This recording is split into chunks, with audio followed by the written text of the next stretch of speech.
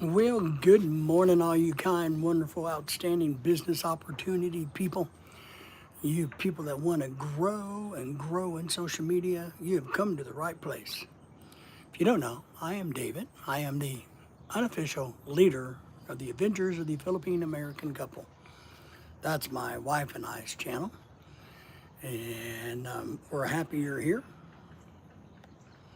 We are indeed. I'm just getting set up. We're going to continue our process of going through the Dale Carnegie series. We're going to try to figure out how to use those older business practices and see if we can't convert them, translate them, utilize what we can for a modern social media business approach. Because the majority of us want to grow our social media or we wouldn't be here, right? So let me get my chat pulled up here so it's a little easier for me.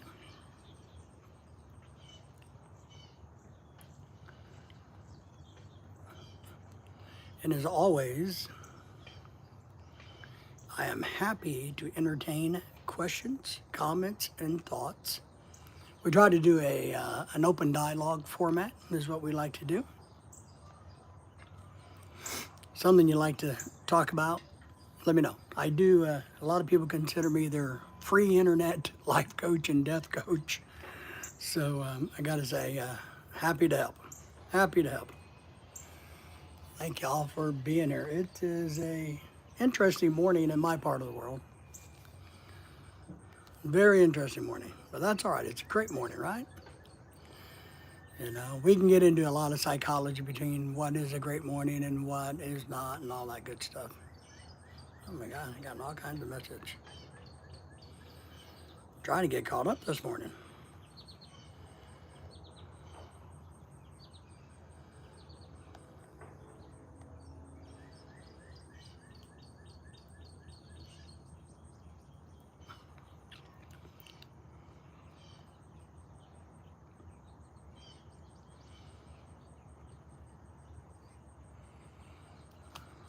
All right.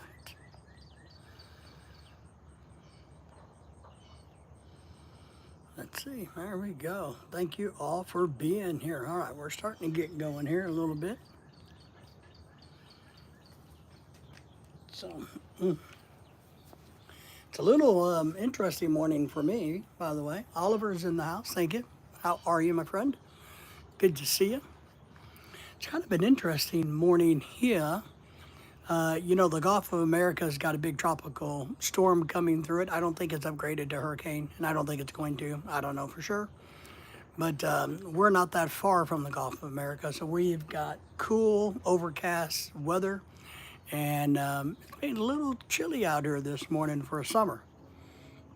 Oliver, I am doing great.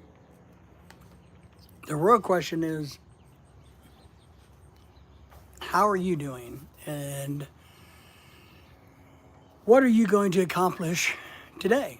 Do you have any goals for today? Do you have any desires for today? Is there anything you're going to try to avoid for the day? So thank you for being here. Thank you for the thumbs up. Remember, don't be shy.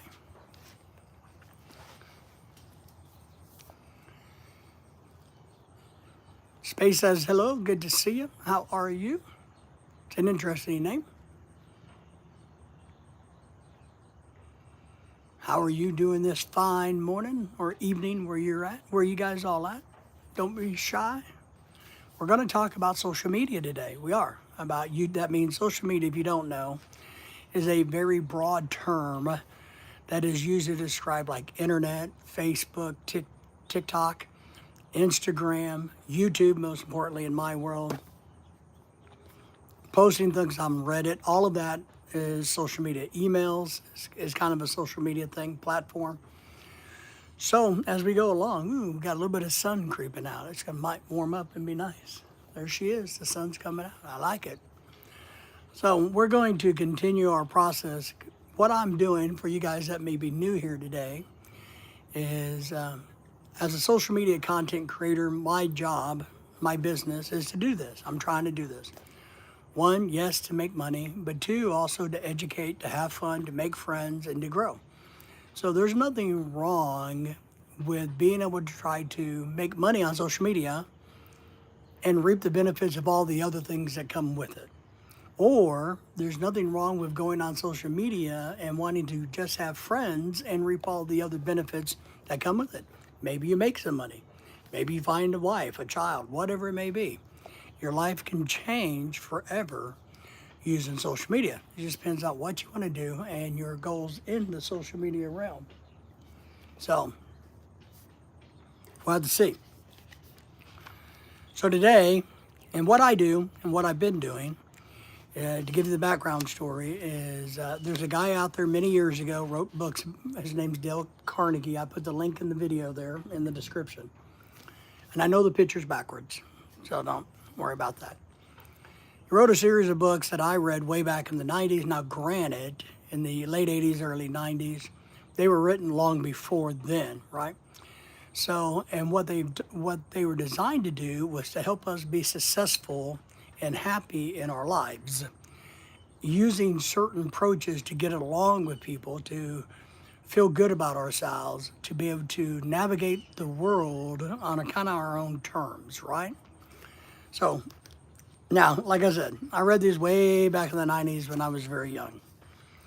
I decided a while back, hey, you know what would be really interesting is, from a concept, I wonder if I could take what Dale Carnegie thought about at the turn of the century to before that century, in the middle of the 1900s, all the way up to the 60s, 70s, 80s, and the 90s.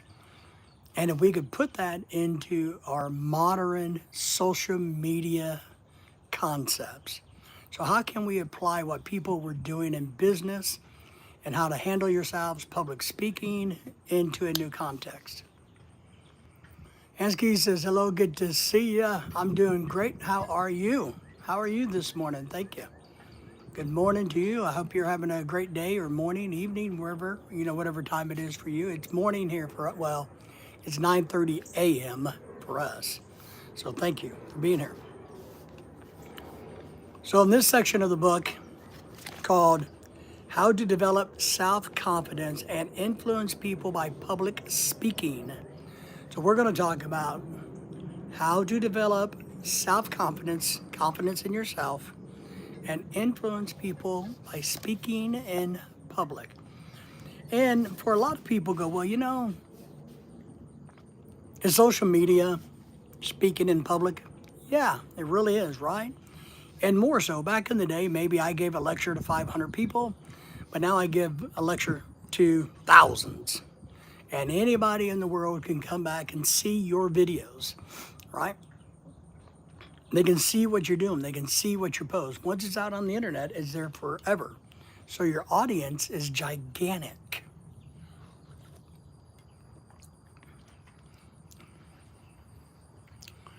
Yes, I had some yogurt and nuts. So yes, thank you for that. And some juice. Yogurt and some nuts.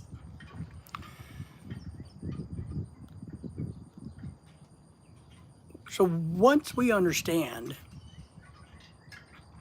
that what we do on the internet is out there forever and that the audience is worldwide, then we need to take that in consideration about how we do our social media. Because it is a worldwide cultural audience that we have these days. So that's kind of where we're going with what I've been doing. A lot of people have been enjoying these series. So let's get into it. The goal here on chapter 4 is the improvement of your memories. And I do have a memory issue. I was in a coma, and under that coma, I lost some memory cognitive abilities. I did. I lost some speech issues, memory issues. I have some cognitive defects due to the coma that I was in. So, but we can all benefit. We can all benefit, right, Hansky, from having a better memory. The average man, said the noted psychologist Professor Carl Seashore, does not use above 10% of his actual inherited capacity for memory. He weighs 90% by violating the natural laws of remembering. So basically, the short sum is we only use 10% of our capacity to remember. Pretend we're a computer, and your memory storage is only up to 10%. Are you one of these average persons? If so, you are struggling under a handicap both socially and commercially. Consequently, you will be interested in and profit by reading and rereading this chapter. It's going to describe and explain these natural laws, natural ways of being better at remembering and show you how to use them in business and a social environment, as well as public speaking. So do you think having a good memory helps you in social media? It's kind of like, I don't know. Let me ask you guys, do you think having a good memory in social media is a good thing? I do. I think it's very important. I try really hard to learn the names of my followers, my subscribers, even ones that have kind of like a weird handle, like, you know, just all letters and numbers and it's not a real name. So I try really hard to put a name with those signs.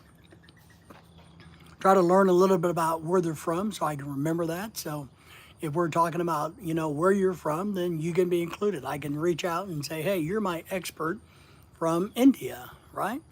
Stuff like that.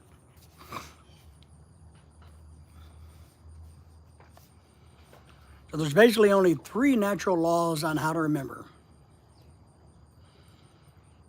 Every memory system that's out there that you can buy into or research or study or find on the internet, well, they're all based off of these 3 rules.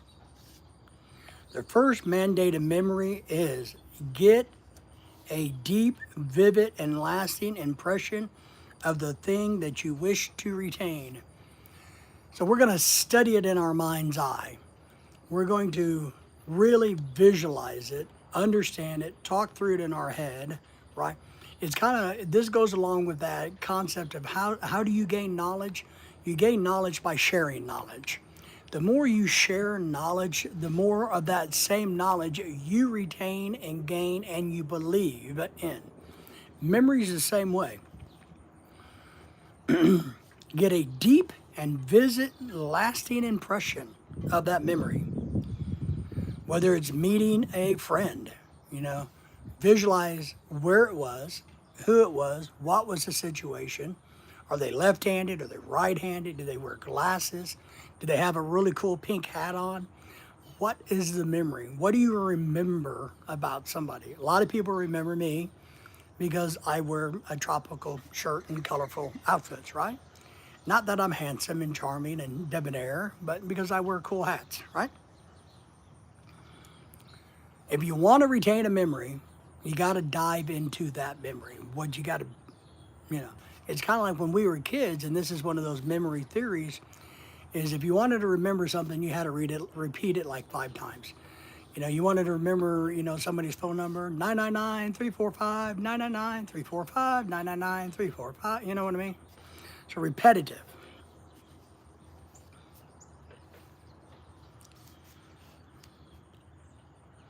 Got a lot of people that said remarkable memory, impressed everybody he met.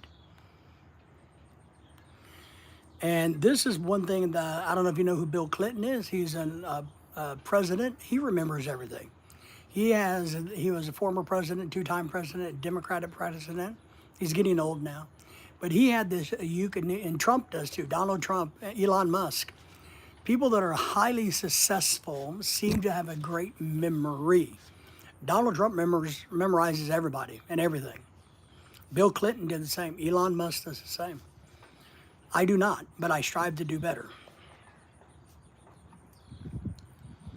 Theodore Roosevelt, remarkable memory, impressed everyone he had ever met. And no little amount of extraordinary facility was due to this. So his impressions, his memories were scratched deep into steel, as they say, meaning they were embedded. He truly believed it, right? He believed what he was seeing, what he was hearing. He translated that I met Bob at McDonald's in California on the 3rd. He took those memories, he analyzed those memories, he thought about those memories, and he implanted those memories.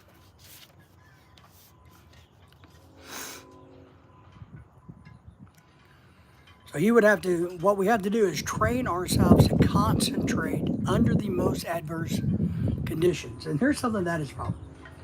The problem we have is remember, it's why they say, a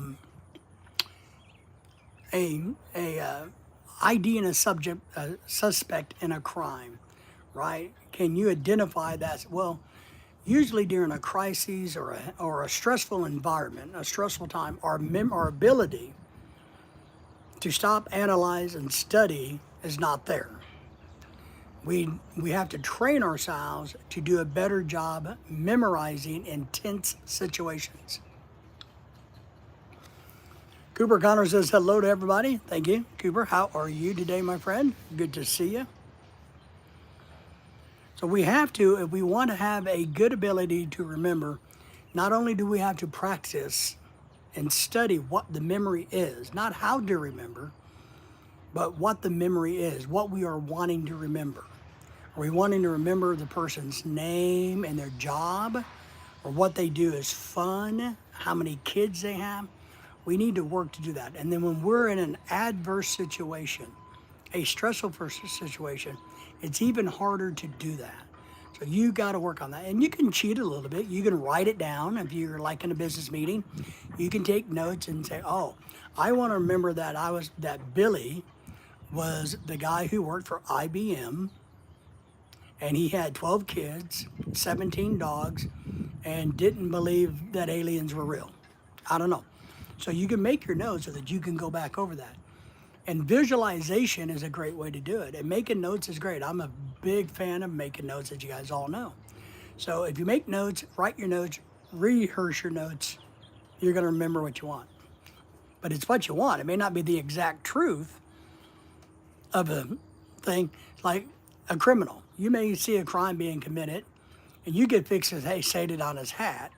Well, I know, boom, he was wearing a pink hat. So I wrote down the fact that he's wearing a pink hat.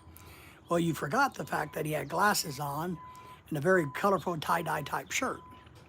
I can't remember what shirt he had. I just know they had a pink hat, right? So we have to train ourselves in all of this.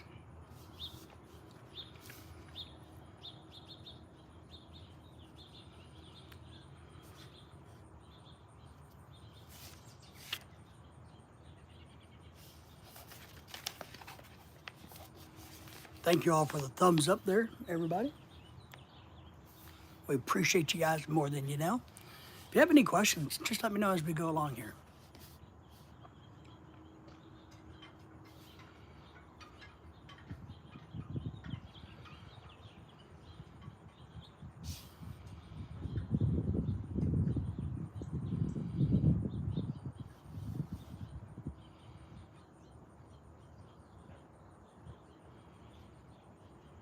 Five minutes of vivid, energetic concentration will produce greater results than days of mooning about in a mental haze. 5 minutes of dedicated study effort to memorize what you want, whether it's for a test, memorizing what you're making a video about. You want to be able to, as I said a minute ago, to educate. The best way to learn something is to teach it, right? So if we memorize this and we go to make a video about how to weave baskets in the Sahara Desert, well, we're going to need to memorize our topic. If we don't take our time to understand what we're making videos about, what we're talking about, then we're not going to be a successful video. You don't want to come across, a lot of times in your videos, your social media content, as somebody who doesn't have a clue what they're talking about.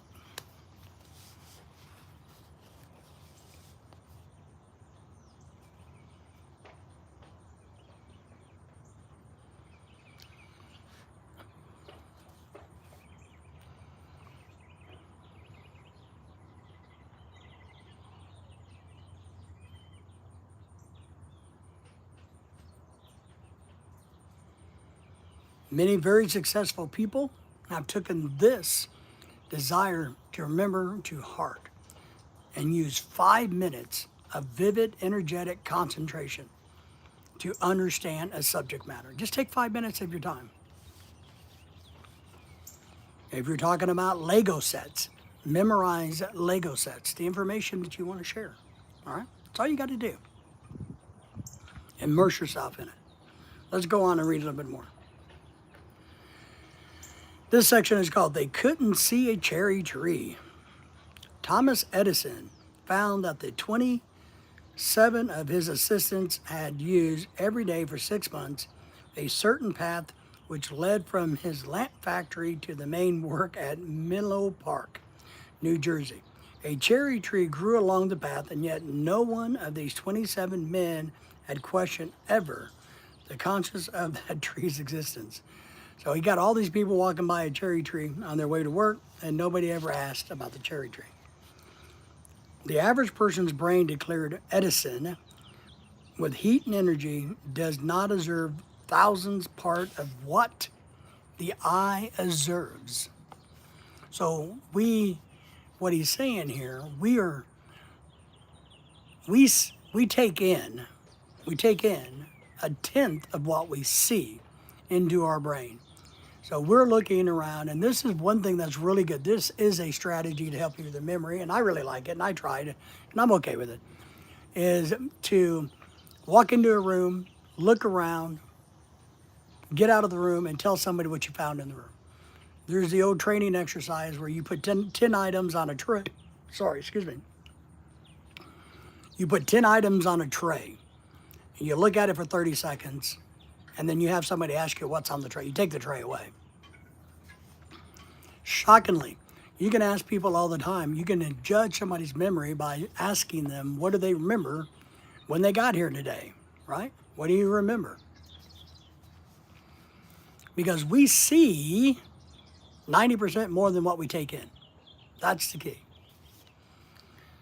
And we need to stop and see if we can slow that down and increase it from 10 to 50 to 80, 90, 100%.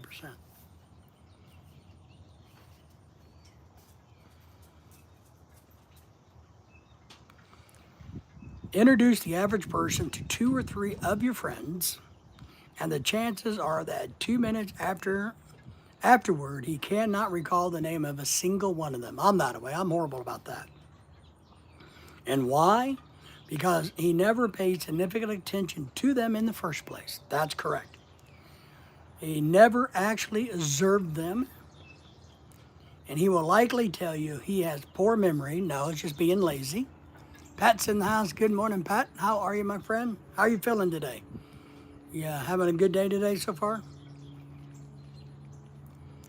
He'll probably tell you he's got a poor memory. No, he doesn't got a poor memory. He's just really bad at observing what's going on around him. And I'm this way. But then again, there's a lot of times I don't really care to know people. So I don't take the time to get to know them. Doing good, all right. Having coffee, trying to get awake. Nice.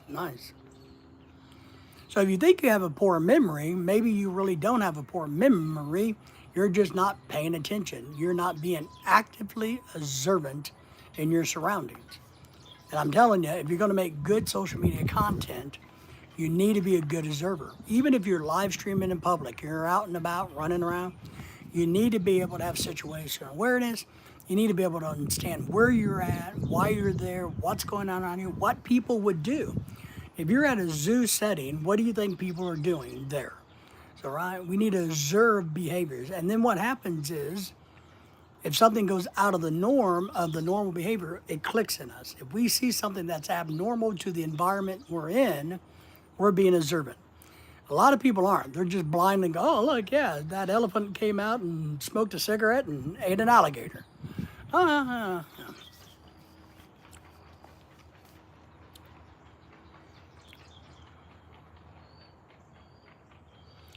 He would not condemn a camera because it failed to take pictures in fog, but he would expect his mind to retain the impression that are hazy and foggy to a degree. Of course, it can't be done. Joseph Pulitzer, who made the New York World, had 3 words placed over his desk that every man in his editorial offices had to read. Accuracy, accuracy, and accuracy. That's what we should strive for. To build our memory, to make a better mind for us, to do better social media content, we got to practice understanding accuracy. I need to be accurate about who came to my party, right? Okay, I met Pat, I met John, I met Billy, I met Bob. I need to be accurate at this. John is married to Pam. Pam is Lori's cousin by her mother, whatever it is. When we do things on social media, we need to try to be accurate. And we do that by building and making a better memory, and we do that by stopping and observing better. That is what we want. Hear the man's name precisely. Insist on it. Ask him to repeat it if necessary. Inquire how to spell it. That helps. That gives you another reference to his name. Hi, my name is PAC. My name is PAC. Great. Nice to meet you, PAC. Well, how do you spell that? Is it PAC or PACK, right? I said, well, no, it's PAC. And he's like, oh, nice to meet you. PAC, that's a very interesting name. And I go, oh, well, thank you. It actually means Philippine American couple, just abbreviated down. Marilyn Theodore says, hi, good to see you. Good morning, Marilyn. Marilyn, how are you, my friend? One, the person you're talking to will be flattered that you're interested to really get to know them. Not feeling well today, Marilyn says, why are you not, what's wrong with you? I play a doctor on TV, so let me know and I'll see if I can give you a TV medical diagnosis.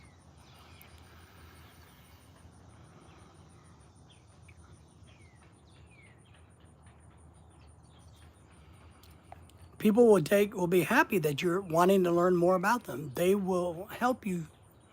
It will help you integrate and remember who they are. They will remember you in return.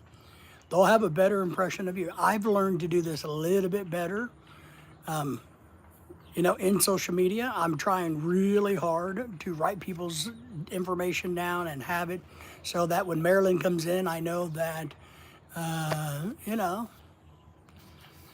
Well, Marilyn, I understand. Feel free to keep it to yourself. It's okay. We just wish you well, Marilyn. And please feel free not to discuss anything private.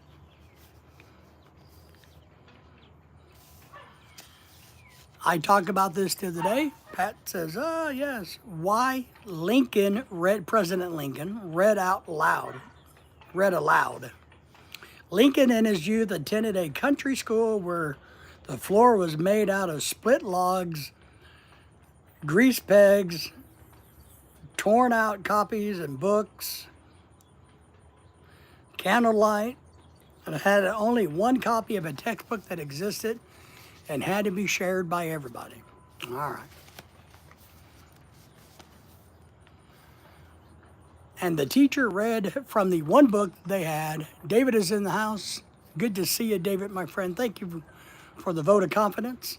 We're learning a lot today. I love teaching, I love learning, and I'm doing the both at the same time.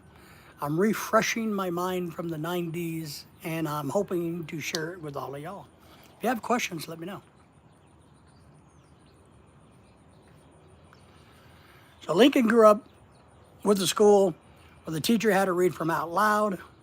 It made a great impression upon him. And I tell my students, I used to tell my students, to help you understand the subject matter, read it out loud to yourself. Because once you hear the words, you will comprehend those words better. I did that as a teacher. I would read my lectures out loud, and the more I did that, the better I got. The more I went, oh no, that sounds stupid. And I do that on videos, on social media. When I practice, but I also wing it, but I practice. I would do a video, and then I'll go back and listen and go, oh, I don't like that. And I can hear what I'm saying and go, no, I don't like that. Let me change that. That's not the right wording. I'm just having a heating pad on my lower stomach. All right. Heating pads are a great thing. Heating pads are a great thing. We wish you luck with it.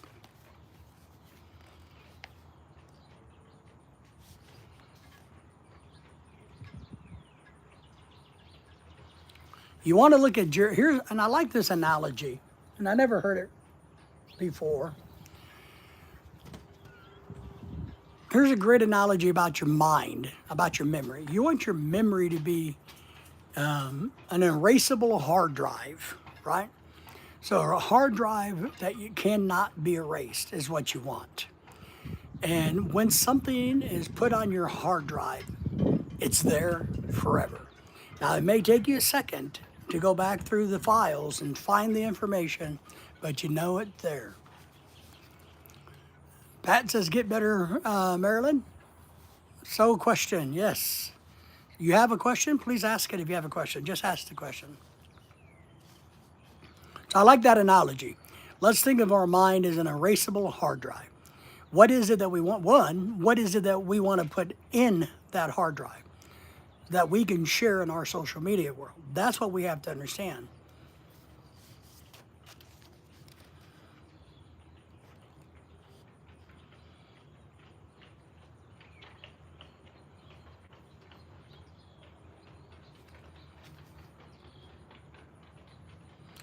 So the ideal thing would be not only to see, to hear. I like this. Here. I don't have a shirt pocket. Thought I had a shirt pocket. Got my trusty highlighter with me today.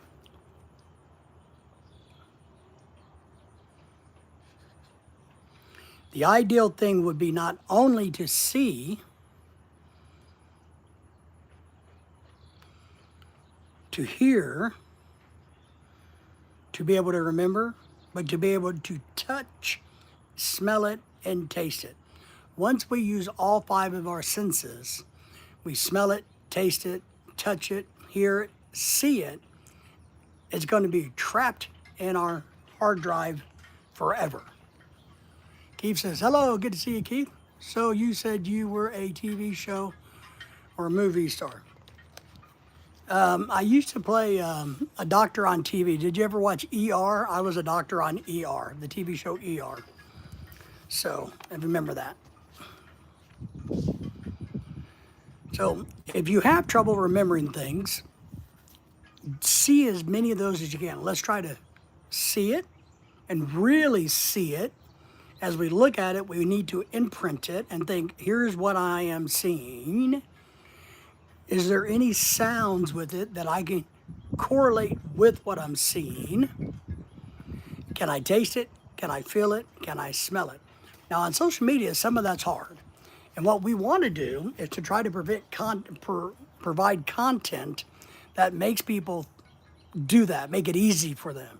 We want them to be able to visualize. We want them to be able to hear what we're doing. So our sound is important. Our speech is important. Our pronunciation is important, right? Getting to the point, using, descriptive. Here, I want to show you how this works. Here is, you can do these things and you can do them exciting. They can't touch it on social media. They may not be able to smell it, but you can describe how it feels, not only internally as in feelings, but how it feels textural and how it might smell. Yeah, smells like a book, right? Yeah, you did. All right. Never seen me on there? Oh, I was on there. I was probably on 8 or 9 episodes. I don't know. I don't remember the numbers. I was a heart doctor. They had me playing a heart doctor. So, but the numbers, I don't know. That was many thousands of years ago. And I've done a whole lot of other social media stuff and you name it. I'm world famous as, me. So our next section is about how Mark Twain, does everybody know who Mark Twain is and was? I'm not a gigantic fan of his. I'm okay with his stuff, but I'm kind of, some of it is like, But Mark Twain was an author way back in the day. Wrote a lot of really good stuff that we were made to read in school. I don't know if you guys, I don't know if the young generation is reading Mark Twain anymore or not. But Mark Twain was a great author. You know, he's the guy with the beard, the long blondish, grayish hair, and, you know, he's world famous. I mean, he is one of the most famous authors in the world. The discovery, so what this is saying, how Mark Twain learned to speak without using his notes. The discovery of how to use his visual memory enabled Mark Twain to discard his notes that had hampered him in his speeches for years. Here's the story he told in Harper's Magazine many thousands of years ago. Dates are hard to remember because they are a constant figures.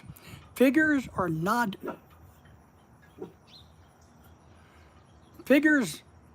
special to look at. So they're hard to remember. Nothing unique about dates, right? Unless you can associate a date, something like Pearl Harbor, December the 7th, 1941, right? All of that stuff. We know those things.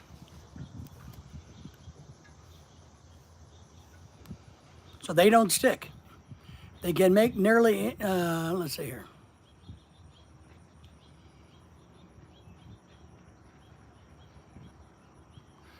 Dates provide no pictures, right? No visualization of it. So they don't take a hold. They give the eye, there's nothing to look at, there's nothing exciting. Pictures can make dates stick. They can make nearly anything stick, particularly if you make the picture yourself. And I like this, and I do this. Indeed, that is a great point. Make the picture yourself. I know this from experience. For 30 years ago, I was delivering a memorized lecture every night. Every night I had to help myself with a page of notes to keep from getting myself mixed up. The notes consisted of beginning of sentences and even where 11 and numbers ran like this. In a region of weather at the time was a custom, but a California here. So what he's saying is,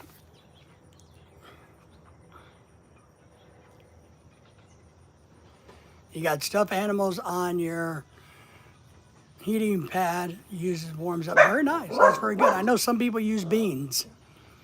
They use a bag of beans as a heating pad. You microwave them and you're good for a couple of minutes. The beans warm up, they hold heat for a long time. So if you're having trouble memorizing something, put a picture with it. So I have a picture in my head all the time when I say December the 7th, 1941. I have a visualization of Pearl Harbor being bombed by the Japanese, right?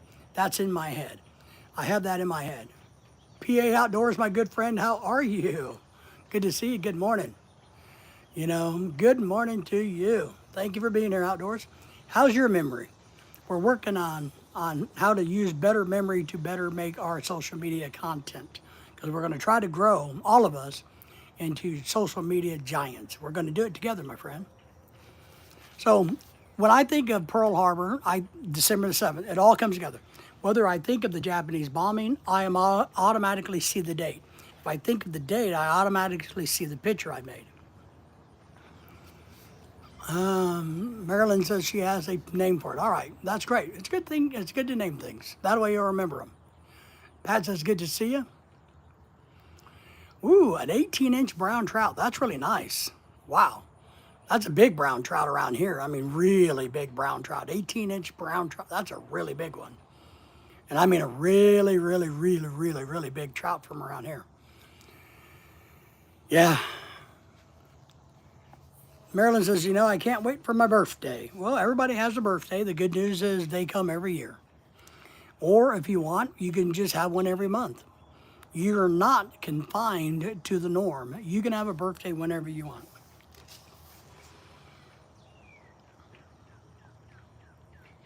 So when you're going to make a video, if you're making a video, I want you to visualize what you think that video is going to be like. And I do this. When I make a video, I try to think about it. I try to visualize. Okay, here's the story I'm telling. Here's the message I'm trying to get across.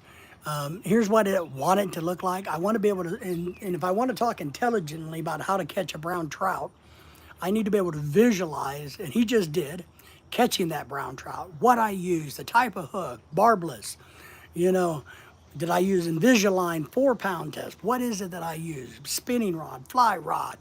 You know, you're going to visualize that picture, put it together, and that's going to allow you to tell a story better than you can ever imagine.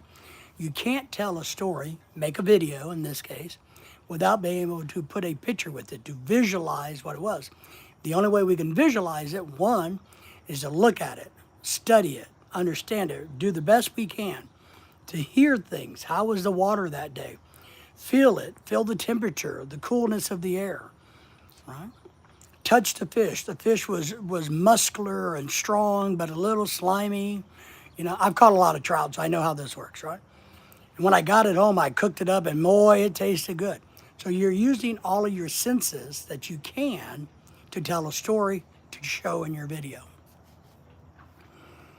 So excited. Good, good. Patrick says, very nice of you. The characteristics, the struggles, the results. That's right. But visualize it, embrace it. Because a lot of us, like I said earlier, we out of the 100% of what we see, we only retain about 10% is what they say. Smart people say, hey, you know, you're really only remembering 10% of what you actually saw. So we want to increase that so that we can make better content, is what we want to do.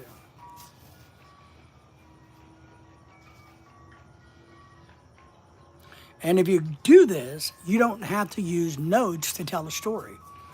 And I've said this before, if you live the experience, if it's your experience, not a story that somebody stole from the internet or watched some other YouTuber do, where a lot of these channels just regurgitate and go, hey, look, see what that Karen did? You know, but they didn't live it. They don't understand it. They can't present it in a highly entertaining format because they don't have the memory of it. I have the memory of my coma, of dying. I have that memory. And I'm telling you, it's not a good one necessarily, but I got that memory and it's etched. It is in my hard drive, my super tight, never erasable hard drive, period. And that's what our memory is. We're going to think of our memory as a hard drive. And what do we want to put on the hard drive so that we can tell a good story, provide entertainment to our audience? Because isn't social media all about entertainment? In one shape, way, form, education is a form of entertainment, I think. If you're educating people and it's not entertaining, well, then you're probably not doing a great job. Because your students learn when they're in a good mood. People don't learn and take anything in when they're pissed off, when they're unhappy, when they're bored. You got to stimulate people to get them to go, oh, this is cool. I want to pay attention to what's going on in this video. And if I pay attention to how our good friend PA caught that big-ass brown trout, well, I'm going to more than likely come back to his channel and watch some more.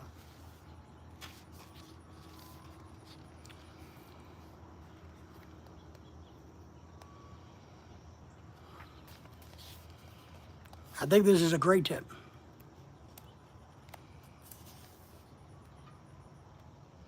So if you have a whole bunch of pictures in your head, what do we do with them? How do we put them together? How do we know where they go, what order they go to? Well, sometimes pure logic and the fact that we've experienced will help us with this. I couldn't cook the trout before I caught the trout, so the picture of me cooking it over an open fire can't happen unless I already caught it. Tate Sanders, good morning. How are you, my friend? How are you? How's the kids? How's the family? Good morning, sir. How are things in Texas? Are you getting a lot of rain?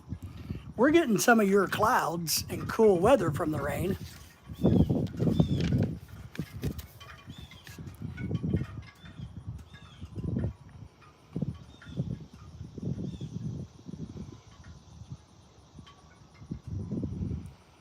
And you can make, when you make your pictures, what they're saying to help you keep this and organize is when you're drawing the pictures in your head that you're going to present on social media, put an action with it. We want to put action. So maybe PA is catching his, and he's talking about his fly rod. Well, maybe his picture in his head is him putting together his fly rod, stringing the line, You know, all of that. That's an action picture. That's how we keep things in straight. Because we can't have a fish caught on line unless we have a fly rod, right?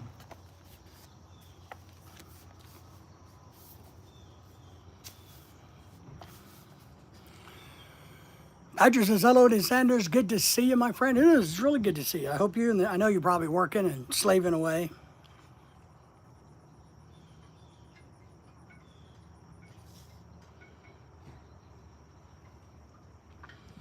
Our best way to remember numbers is to make them a picture.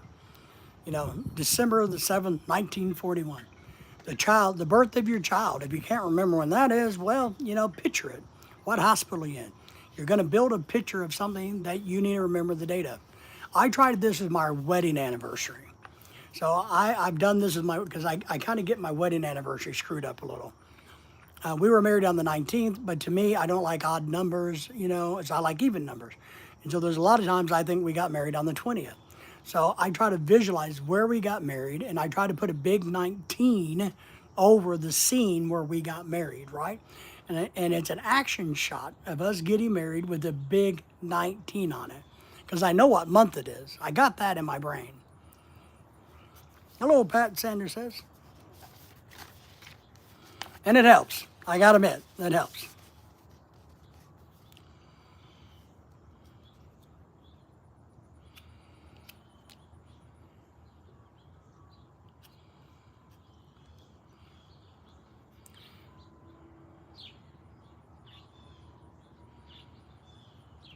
So here's a little tips for you. If you need to talk about running, visualize a horse race. Run, visualize a horse race. Zoo, see the bear in a cage. If you're trying to remember a zoo, think about the bear in the cage. A door, you know, or a wild boar. Take any object or animal that sounds like four. Door, four. Word association is big for me. I do word association. I had to make some changes. We can chat over the line about it. Okay, great. I love to, yeah, let me know what's going on. You know, we're always here. Just message me. We're always here. Love to hear from you. Do what we can. So if you can think of rhyming words, words by association. You can also think about what meanings of words are, you know. Do that. I do that. I try to associate things with one another all the time. A lot of people go, man, you know, I drive a bus from here over to here, and most people don't get my logic, and that's okay. My logic on how I understand and remember things, a lot of people don't get, but it's my logic, and that's okay. It's how I paint the picture. So, associate things. Think about it.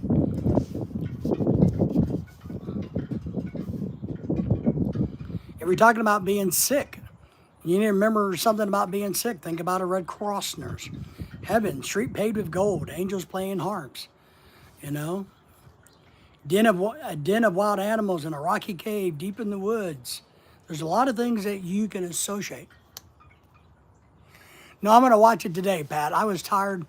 I was really wore out last night, to be honest. I don't know. I mean, I got, you know, with heart failure, there's times where you just kind of get to that point where you're just exhausted. And I've been busy this week doing internet stuff. And I truly was just exhausted last night. I didn't sleep well last night. I mean, I was rough, but I'm going to watch them all today, Pat. But you can drop the link for it, as you know, Pat. Rhyming words, visualization.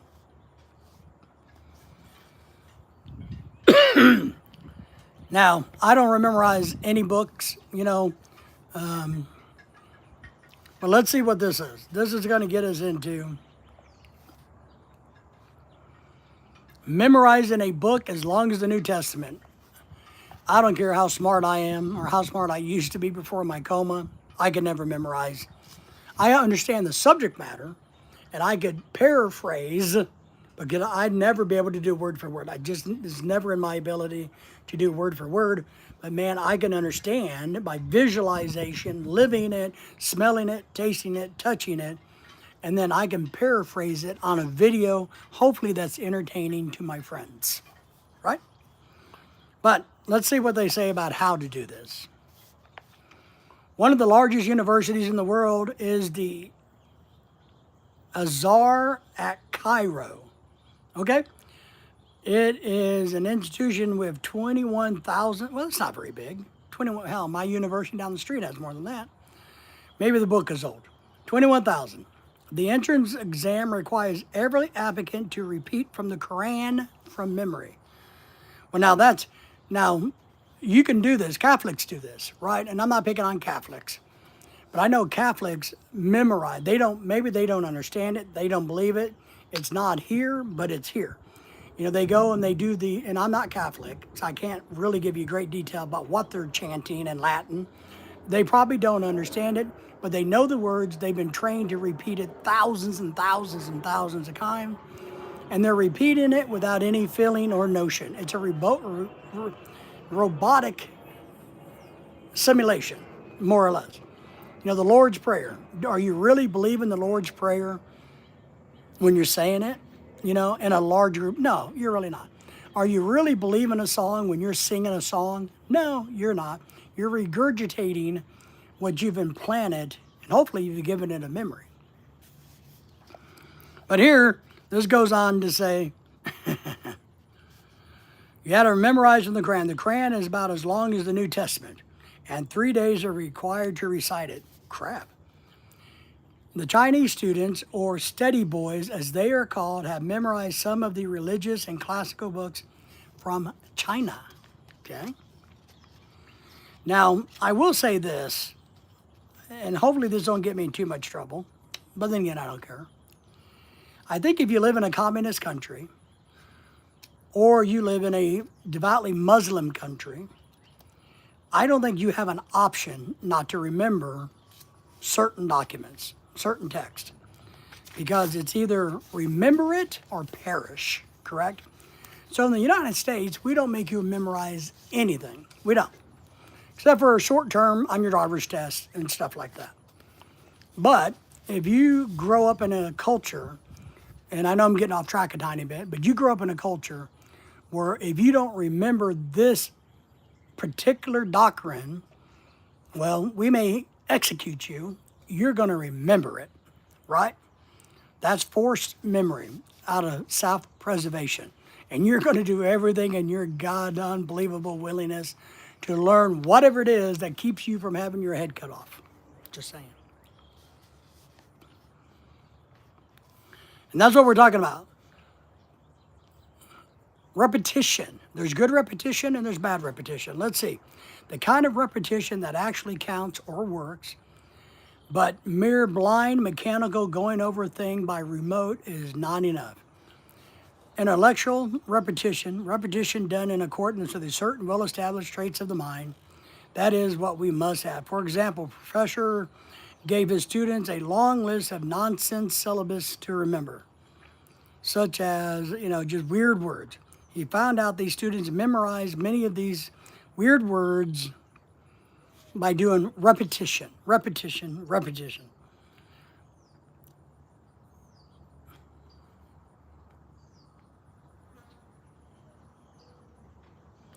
And this will work, but once you don't need it anymore, you're not going to remember it.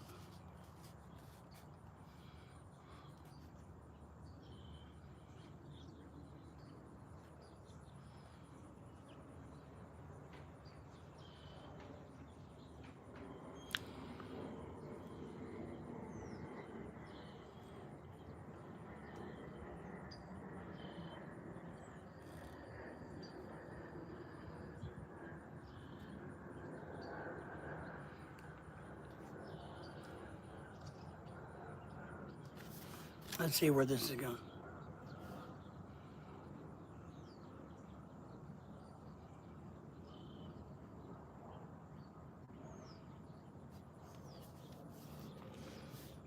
Let me read this. This is interesting.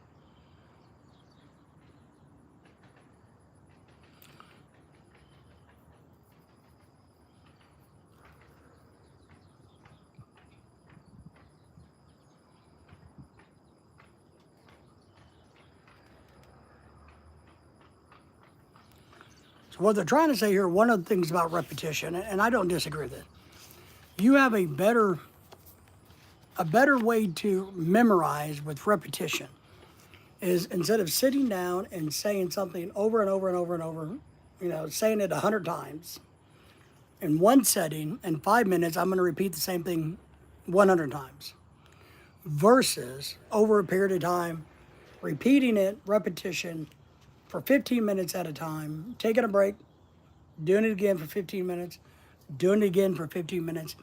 The memory, the information goes deeper into the hard drive and stays there.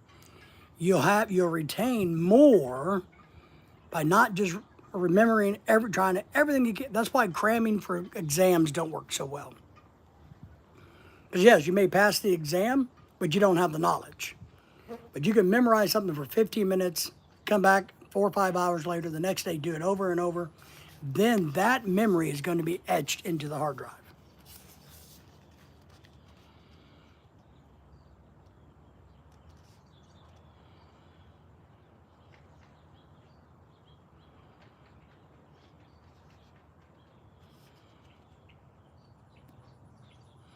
Always good to refresh your memory. And I do that. When I'm making videos, I know a lot of stuff. And if I'm making a video, I'm going to, right before I do it, I'm going to refresh myself. Even though I've studied it, I know it, I believe it, I've been there, done that with it, I'm going to turn around and refresh my brain. I am. I'm going to reread the instructions or the philosophy behind it.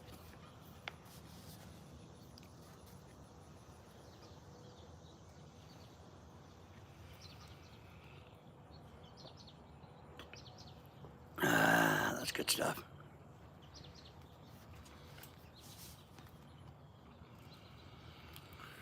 Professor Williams James explains the secret of a good memory. Let's see what this young man has to say.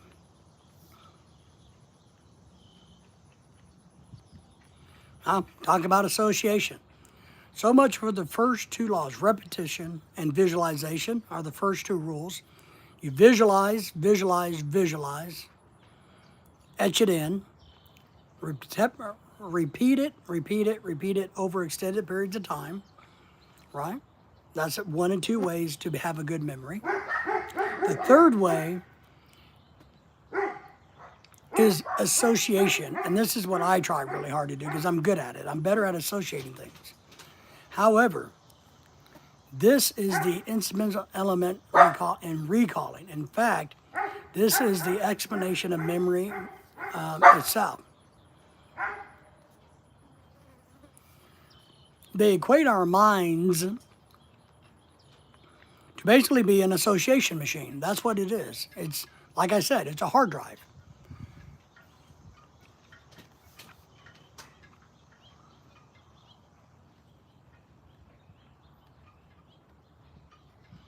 So how can we associate something with something? Soul Linder's in the morning, in the house in the morning. Soul Linder, how are you, my friend? How are you doing these days?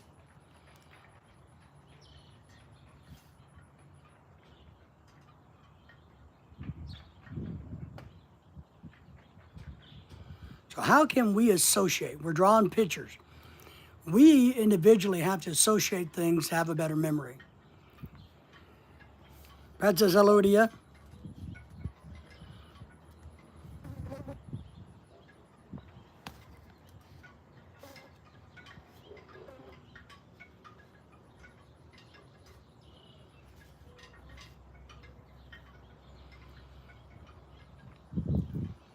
Suppose I am silent for a moment and then says in a commanding accent, remember, recollect, does your faculty of memory obey the order of reproductive definition image of your past? Certainly not. So maybe in our head we have how we want to do things, but that doesn't necessarily. We association triggers things. This is why we know that sometimes we walk into a house and we smell cookies, bacon. What do? We have an immediate association to a memory. And then once we have that trigger, we go, oh man, I remember my grandmother lived in this house and she had, I remember the dog she had. So you're starting to associate as you go along and dig deeper into your hard drive that's in your brain. being able to also, I'm going to tell you, when you're making videos for social media, when you're doing any of this posting for social media, what we want to do is to be able to get the audience. I want to get Soul Linder and Pat and everybody else who gave me a thumbs up to associate something in their life that I said. So to get them more engaged, I want to be able to paint a picture that's going to allow them to associate what I said with something in their world, in their lives. And once you do that, I got you. You're hooked. Like, that triggered a memory. I had a good, when he was talking about catching a big old 18-inch brown trout, I remembered how many brown trout I've caught and where I caught them at and all of the cool things that went with it. Good, I'm back in the Dakotas since Sunday. All right, so you had a good vacation. Now you're back in the Dakotas, back to the grind and getting things done. So Linda says, my family. Because what I want you guys to do, our whole goal is to get all of us to make better social media content and to become social media giants, right? That's one of our goals. And if that is your goal, that's great. If your goal is just to make friends, then that's good too. Whatever your goal it is.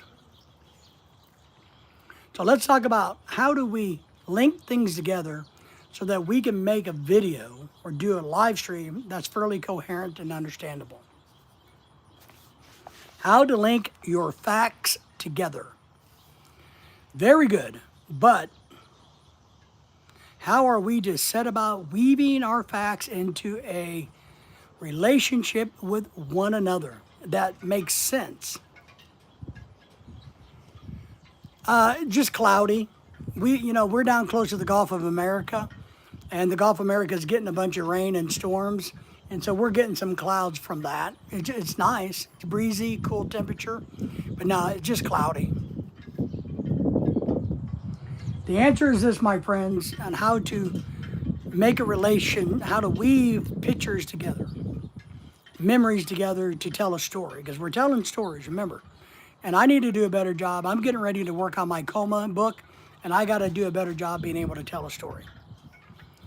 The answer is this, my friends, by finding their meaning, by thinking them over. For example, if you will ask and answer these questions about any new fact, that process will help you to weave it into a relationship with other facts. So you got a new fact, a new thing coming into a memory, into a video. Let me get my highlighter out. So let's see if we can ask these questions. Why is this so? How is this? When is this? Who, what, when, and why, right? Where is it so? And who said it so? Why is this memory? What is the memory? Why? What's the why of the memory? How is this memory? How is this event? When is this event? Where is this event? And who said it? And who is part of it? To answer your question, it's my family, your family. Outstanding. It helps you with your memory, stimulates things.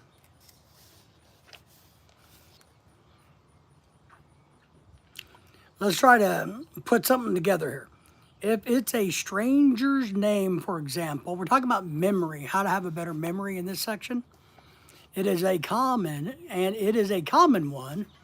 We can perhaps tie it to some friend who bears the same name, or on the other hand, if it's unusual, we can take the occasion to say so. This often leads us to stranger to talk about his name. For example, while writing this chapter, I was introduced to Mr. Soter. I requested her to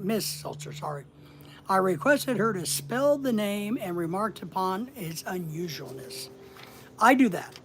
So what I try to do, like if I know John this and John that, if you have a bunch of Johns in your memory, in your circle, well, John number one could be old John, and so you associate him with, that's old. He's old John, young John, truck driver John, school teacher John, football John, hot dog eating John. You can do that if you have multiples, right? The other great way to remember people is by their uniqueness of their name. And that's partly what we did, everybody, was with the Philippine American, the adventures of the Philippine American couple. We shortened it to PAC and hoping that capital P, capital A, capital C, PAC would stick out. People would find that, and we've had people say, well, what does that mean? I go, it means Philippine American couple, which is part of our YouTube channel, right? That's part of our handle. So that way, I'm hoping they will trigger PAC association with us. Because PAC is easier to remember than Philippine American couple because there's hundreds of thousands of Philippine American couples on the internet, especially now. So with our association, Adventures of PAC, right? That's my goal.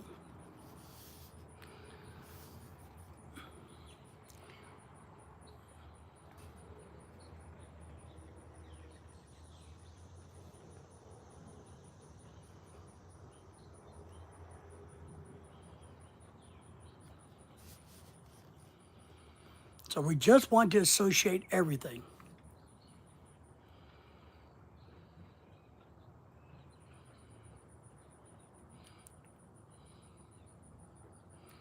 So here's some examples of how we can associate things, and you got to do this for yourself.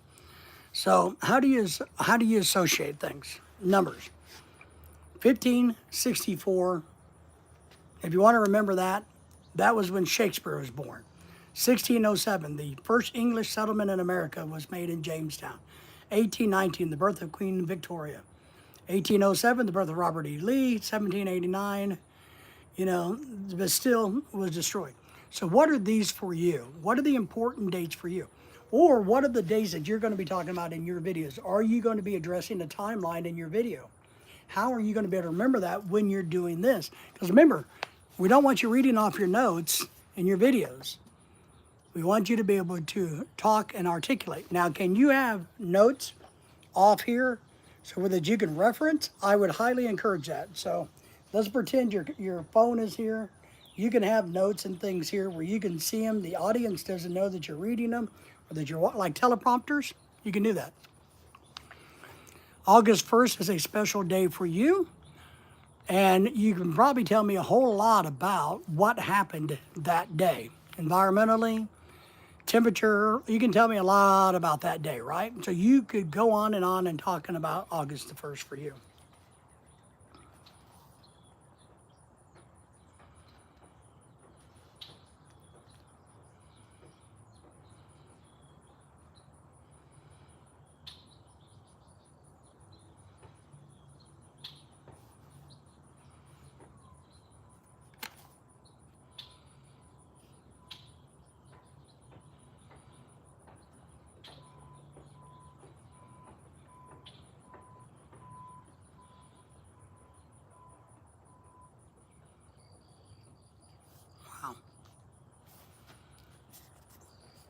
How to remember points in the video that you're going to be making. You got to remember, you got to work hard to know where you're going. Now, the blessing thing is when it comes to modern day now, we have editing software, which is really great, and I utilize it. Because I'll do a video, I'll be talking about something, and I've learned, and I'm going to give you a little tip. When it comes to video making, I've learned when I say a sentence or make a point to give a pause afterwards. Because if I need to, I don't want to run sentences on. I don't want to just keep talking like this and talk about my dog, how my dog did that, but my car was over here. And then we went over here to Walmart and Walmart did this. And I went over to Tulsa and Tulsa had this. I don't want to do that. I want to breathe in my video. I want to make a point, give myself a break. And what that is I can use that. I can use that break for editing. Meaning if I miss something, I can put it in at that point in time. I can move it from here to there. So maybe I'm talking about my car, blah, blah, blah, blah, blah, and then I transition into shopping at Walmart and how horrible it was, blah, blah, blah. If I leave a break between those, if I think of something on camera while I'm making it, while I'm rehearsing a video, while I'm working a video, and I go back to my car, because it dawned on me, oh, I forgot that I wanted to mention my car was red. Well, I can go back, I can say it on video, clip it, and bring it back over, and I'll be able to paste it into where I was talking about my car. It's okay to do that. You know, when you guys are doing videos, it's okay to do that. And I've learned intentionally to do that. All right? How to remember the points of your video, your talk. There are only two ways by which we can possibly think of a thing. First, the means of an outside stimulus. Second, by the association of something that already is in our mind. Applied to these speeches, 2 videos, that means just this. First, you can recall your points by the aid of some outside stimulus such as notes, props, visual aids, conditions, people. But who likes to see a speaker using notes? And you don't want to do that. Unless you can incorporate notes as part of your prop and use it like, hey, here's my research information. Look how much research I've done. That's a little different, but that's hard to do. Second, you can only remember your points by association than with something already in your mind. They should be arranged in such a logical order that the first one leads to the next one. The second one leads to the third, and naturally it follows the order.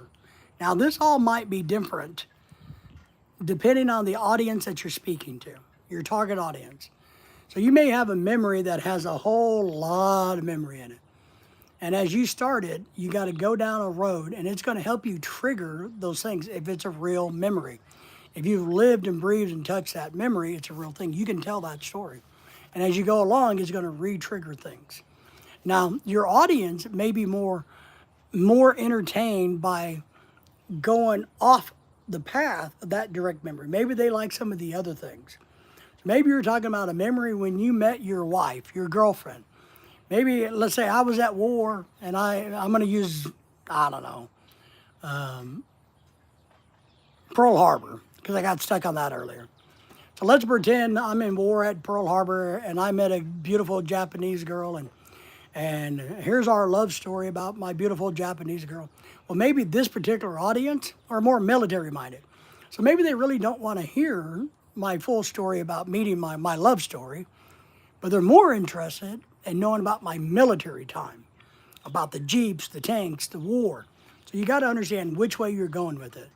Are you telling which road are you going to go down? Are you going down the love story, or are you going down the road? And you can interweave both of them in hopes to entertain all audiences. But you can't focus so much on one if you're going to do that. If we're going to be doing weaving multiple stories together, you got to keep them equal, balanced. You can't have one dominate the other.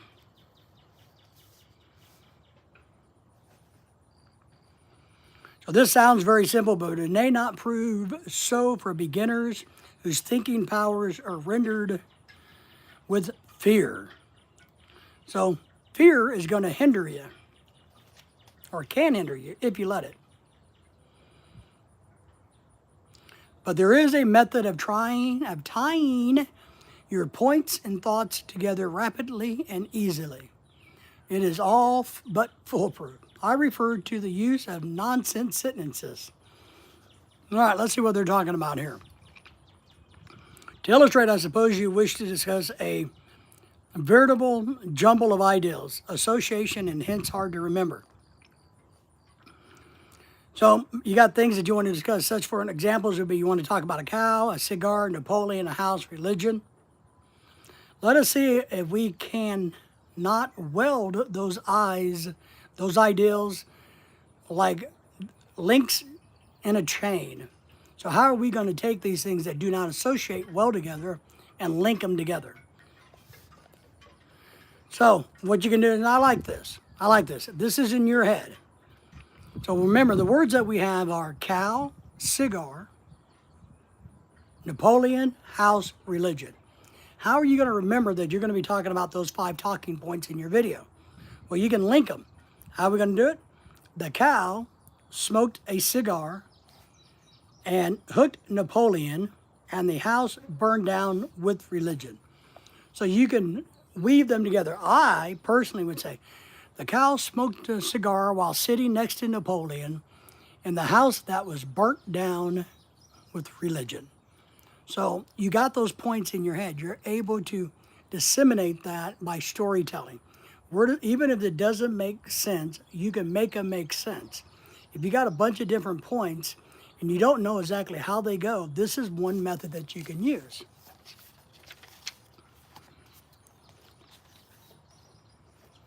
What do we do in case of a complete meltdown? One, the good thing in modern age, we just delete it and start over. That's what you do.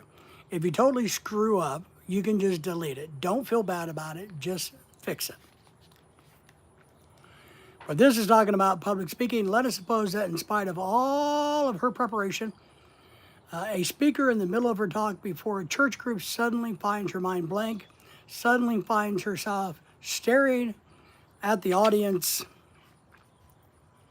unable to go on, terrifying situation. Her pride rebels as sitting down in the confusion of defeat. She feels that she might be able to think of her next point at some point, but she'd only 10, 15 seconds of grace. But even then,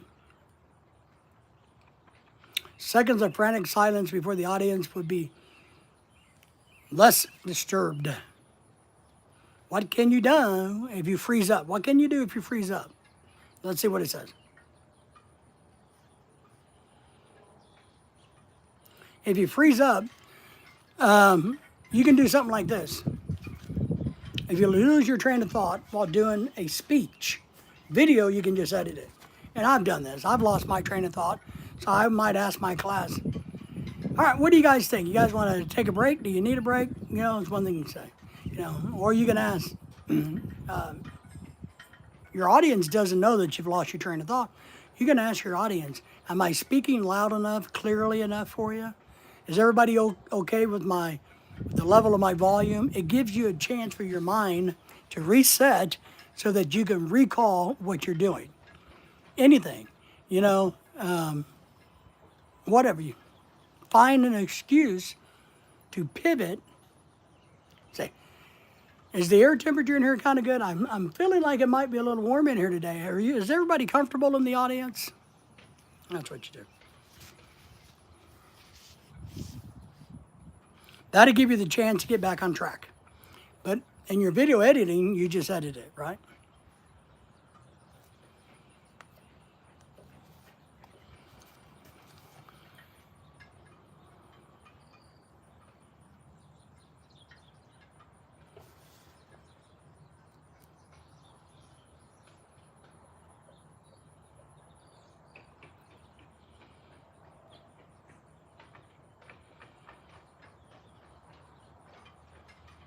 And sometimes the other thing you might want to do is go back and make a new point to reset. It's kind of like if you get a skip in a radio or a song, maybe you just move the needle back a little bit, and because you remember where you kind of left off what you were talking about, maybe you back up a little bit and you start talking about that again. I do that, and that's why I leave pauses in my videos so that I can go back and edit and correct what I do.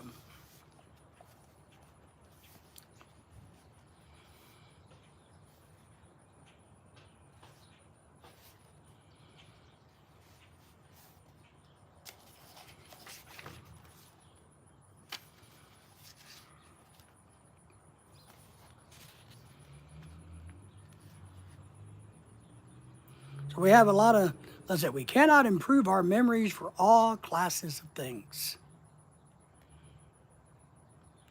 I have pointed out in this chapter how we may improve our methods of getting vivid impressions, of repeating and tying our facts together.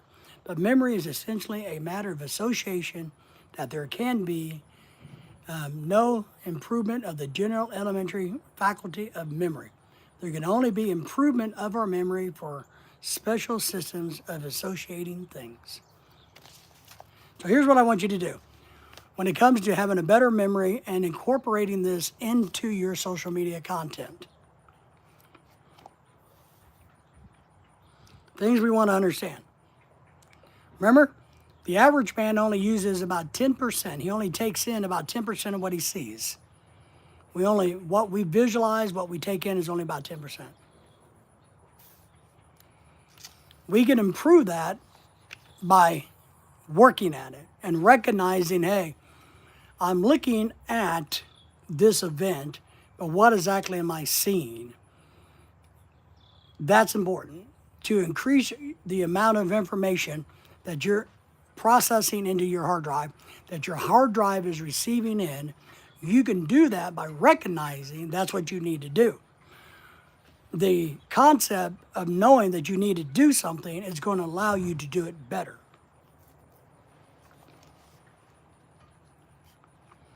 Remember, there are simply the natural laws of remembering things is to impression of the memory, repetition, and association. Impression, repetition, association. If you can do that before you do your videos are going to be much more better. They're going to seem more real, more comfortable.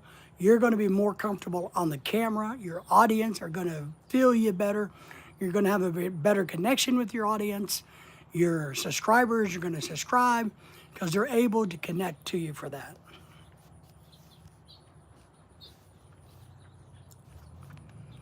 Three, let's get a deep, vivid impression of the thing that you wish to remember.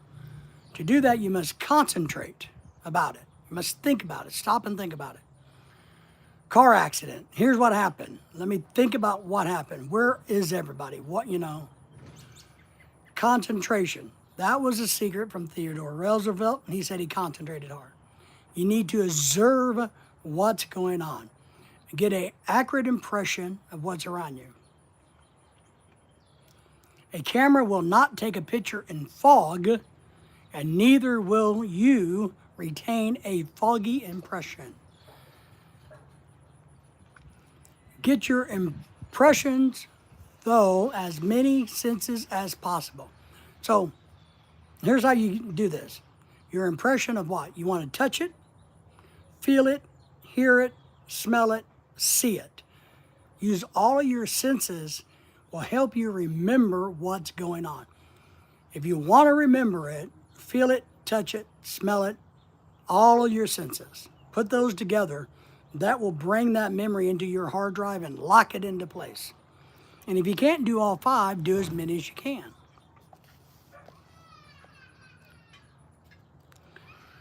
Above all else, be sure to get an eye impression. They stick. The nerves are leading from the eye to the brain are 25 times large as those leading from the ear to the brain. Lily.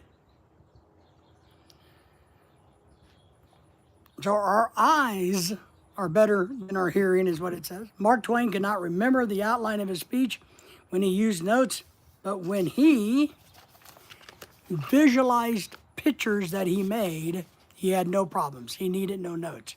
Remember, you're going to visualize the picture of the story you're telling. When you're making a video, I want you to visualize your video, your topic, where you're going with this. Repetition. Repeat it, take a break, repeat it, take a break, study it, take a break, study it, take a break. I used to tell my students the best way to pass an exam is not to cram for it the night before, but to study a little bit every day, every few hours. And then you review your notes before you take the test. Same thing with something that you want to remember that you're sharing with your audience. Remember to associate things. The only way we can possibly remember all is by associating with some other fact. We're going to associate my dog Lily with my dog Daisy, my dog whatever. Word association, visualization, association. When somebody says, hey, my name is PAC, I visualize who PAC is. I visualize it. I associate that. I associate PAC with, oh, that means Philippine American couple. I'm putting 2 and 2 together to make 3, 4, and 5.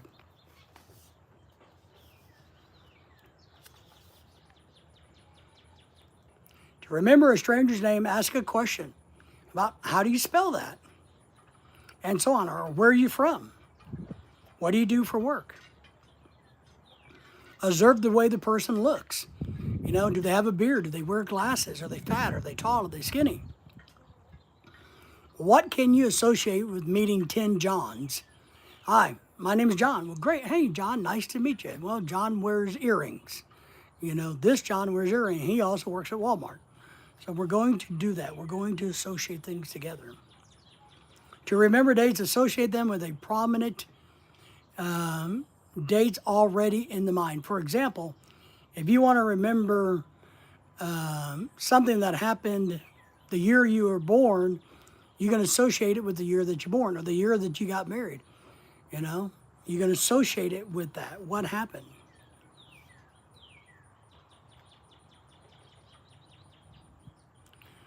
To remember your points of your video, arrange them in a logical order that leads naturally one to the other.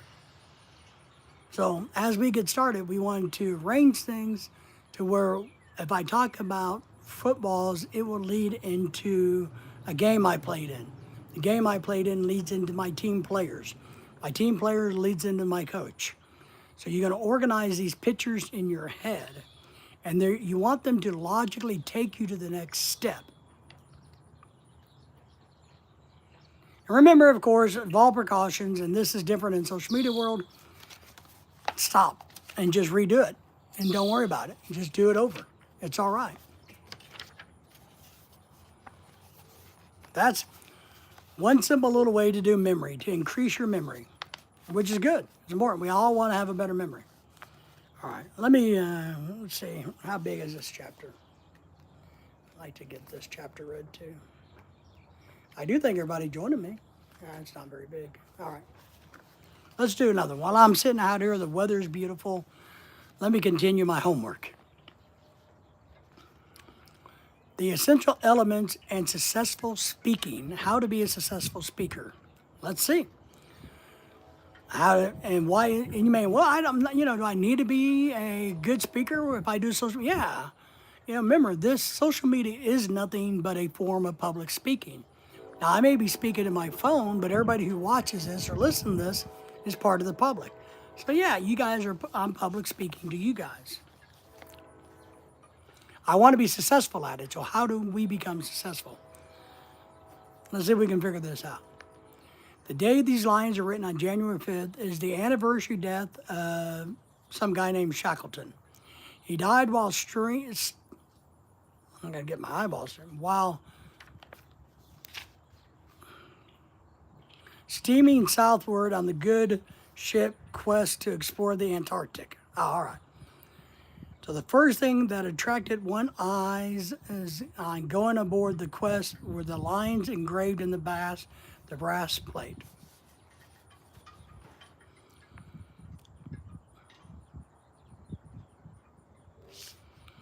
So here's some sayings. Let's see if we like any of this.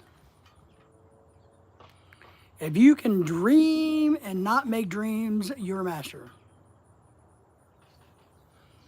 If you can think and not make thoughts your aim. If you can meet with triumph and disaster and treat those two imposters just the same.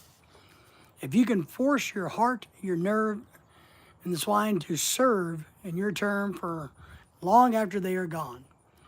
Also, hold on where there is nothing in you except the will which says to them, hold on. If you can fill the unforgiven minute with 60 seconds worth of distance run. A little poetic here.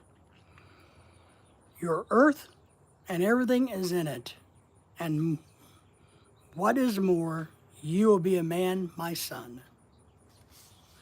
Those are the things that were put on the Spirit of the Quest, the ship that went to the Antarctic.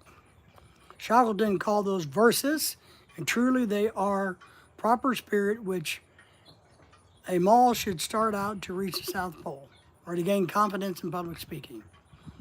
But that spirit, I regret to add, which all persons begin to study in public speaking years ago, when I first engaged education was astonished to learn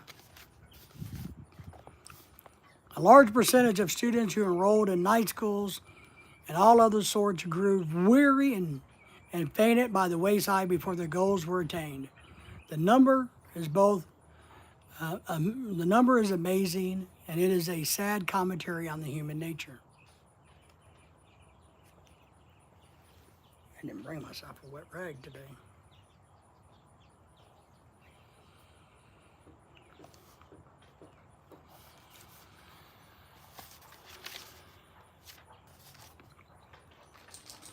So to be a great public speaker, you got to be present. And we all know this. I believe if you're going to make good videos, you have to make good videos. You have to be present in your videos.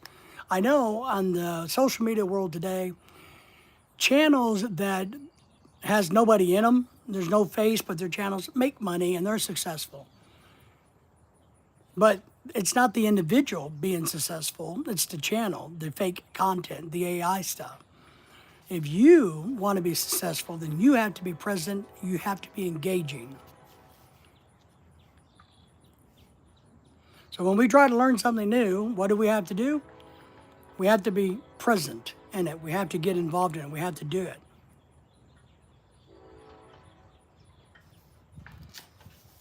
We have to work hard. And if you're not, and this is what happens a lot in social media, guys, and I know a lot of you know this. How many YouTube channels have you guys ran across over the years that's no longer there? They give up. They're not persistent and they're not present. You got to be persistent in social media. You got to be there. You got to be there. You got to be there. You got to work at it. It's one thing that I say to myself that, look, I may not be the greatest channel, may not be the biggest channel. I do have a goal in mind, and I'm going to be persistent in my presence on social media. I'm going to keep working this until I am successful. We see so many others who just give it up. Like, okay, I didn't achieve. I didn't get 10,000 subscribers. I didn't make any money. People made fun of me, so I gave up, right? We have to be persistent. Don't let people push you around.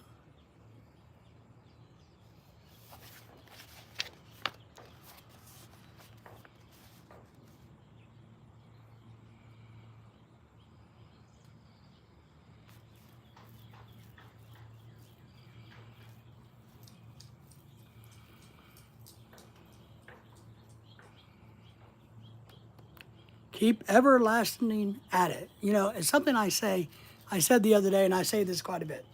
The hardest thing about going to college, not is taking the classes, but is walking through the door. Because if you've been thinking about walking through that door, if you've been thinking about doing social media, if you've been thinking about doing a YouTube channel, TikTok, if you've been thinking about making videos, you're halfway there, right? You're halfway there. So be persistent in your effort to go forward. Don't give up. You're halfway there.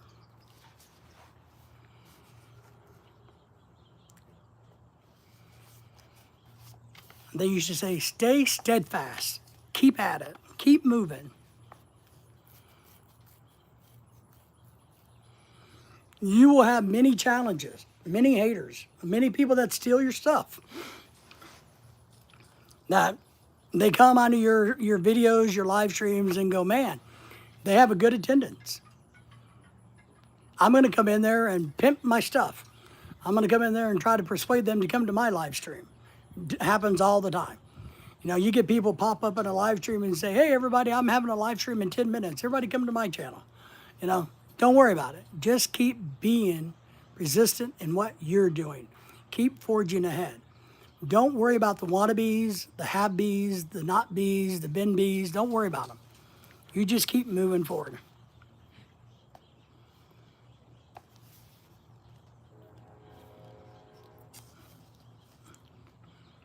You're going to get trolls. You know how to deal with trolls. I've taught you guys how to deal with trolls. That's going to be one of those road bumps that's going to try to block you. You may get disappointed because things aren't monetized. You're not making money. You get disappointed because you get 1,000 subscribers, you get monetized, and YouTube demonetizes you because they take 500 of your fake subscribers away. but you got to keep going. And a lot of people give up in social media. If you want to be successful in social media, you cannot give up. You can't do it. I've been doing this for 5 years, right? I'm not making any money. I want to make money, but I'm not. And I'm very honest about that, right? So you got to keep going and plugging away. No matter the haters, the thieves, the bullies, the trolls, all of that stuff. You just keep going and doing you. It's one thing I tell people, whether you like me or not, I'm just going to be me. And I'm going to keep forging it. It's like this. Pat, everybody in there, I know this isn't the most exciting thing to do a live stream about, but I'm reading this anyway. This gives me content. It gives me time on the internet, on YouTube. It gives me watch hours. It does allow me to meet and maybe make new friends and also educate, which is what I like to do. But this is who I am. I'm just going to keep pushing forward. Whether people watch it or not, I'm going to keep doing it. There's times that I make a video, put it out, and nobody watches it. There's times I put a video out and I get 30,000 people to watch it. You don't know. And so there's going to be a lot of highs and lows. You're going to feel like people have disappointed you. You're going to feel like in social media the people have used you. And they do. They will. They only want you for what you can bring to their social media. So, and that's okay. And don't worry about that because they're going to probably go by the wayside eventually. People get discouraged easily when they don't see immediate success. It's kind of like weight loss. Fat people, and I'm one of them, if I have a healthy day, I expect to lose 20 pounds. So today I'm not going to eat any ice cream, I'm not going to eat any cookies, not going to have any soda pop today. So therefore tomorrow when I weigh myself, I should weigh 20 pounds lighter. That's not reality.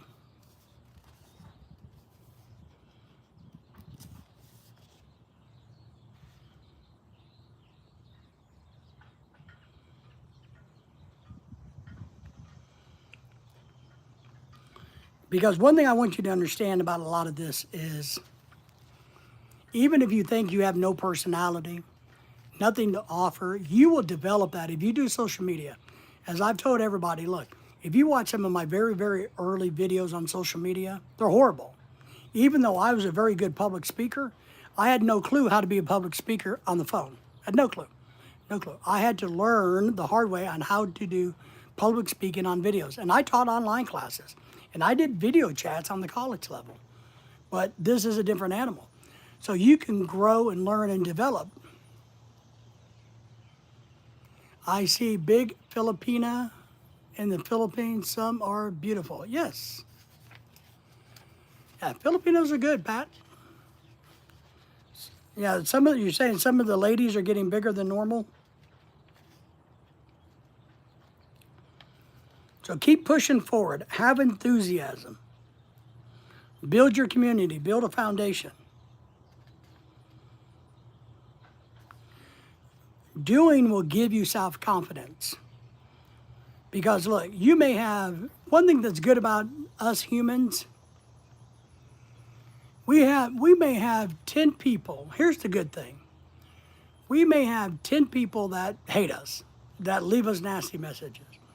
But the one person who says, hey man, I really like your stuff. I appreciated what you said in your video. Your video was very helpful. I didn't know that you could do A, B, and whatever it was. Well, that will get rid of all the negativity.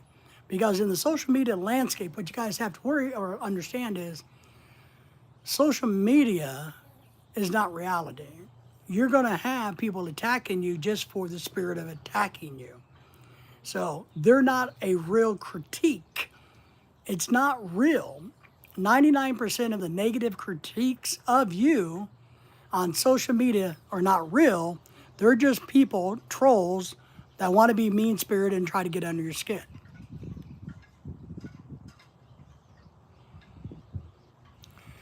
There you go. Pat says, always ask me what I like about Filipinos, but it doesn't really matter. Small, medium, I don't matter as long as they are pretty and good. Pretty and good people, right, Pat?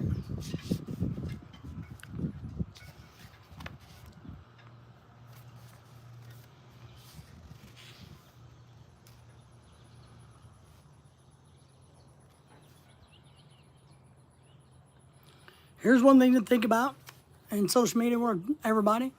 If you want to do social media, you kind of got to look at it as climbing Mount Everest, right?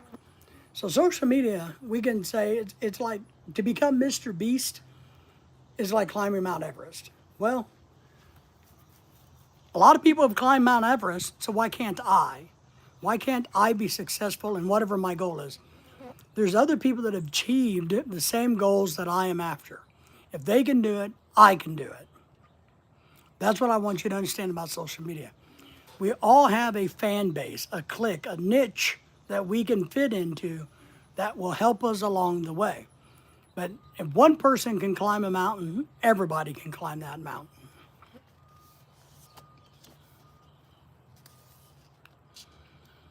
You got to have the will to succeed, to win. Here is a bit of savage advice from the late Albert Hubbard that I cannot refrain from quoting. If the average man or woman would only apply and live the wisdom contained in it, he or she would be happier and more prosperous. So we learn from doing and we take it in. Whenever you go outdoors, draw the chin in, carry the crown of the head high, fill the lungs with the great air, drink in the sunshine, greet your friends with a smile, put soul into your every hand clasp. Do not fear being misunderstood. Do not waste a minute thinking about your enemies. That's one thing I tell all of you guys on social media. You guys are all getting so wrapped up into the trolls, the haters, the negative channels. Don't do it. One is beneath all of you. Let's try to fix firmly in our minds what we want to do, and then without veering direction, we will move straight to our goal. Know what your goal is. Don't be distracted. Take pride in what you're doing. Whether anybody likes it or not, take pride in the fact of whatever it is that you're doing on social media. Just do. Same thing in life, public speaking, anything. I'm equating all of this to social media, but you take pride in the fact that you help your family out. You take pride in the fact that you're married to a good person. You take pride in the fact that you're a good driver. Take pride in everything you do. Hold your head up high and say, this is me, this is the way I am, this is where I'm going.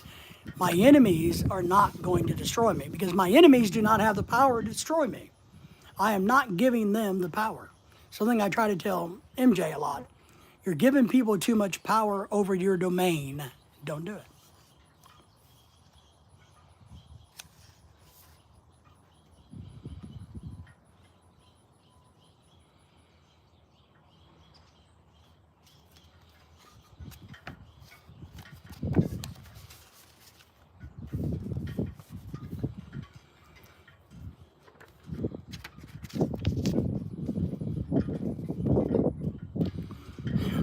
Let's see what some of this says. Let's go over some points.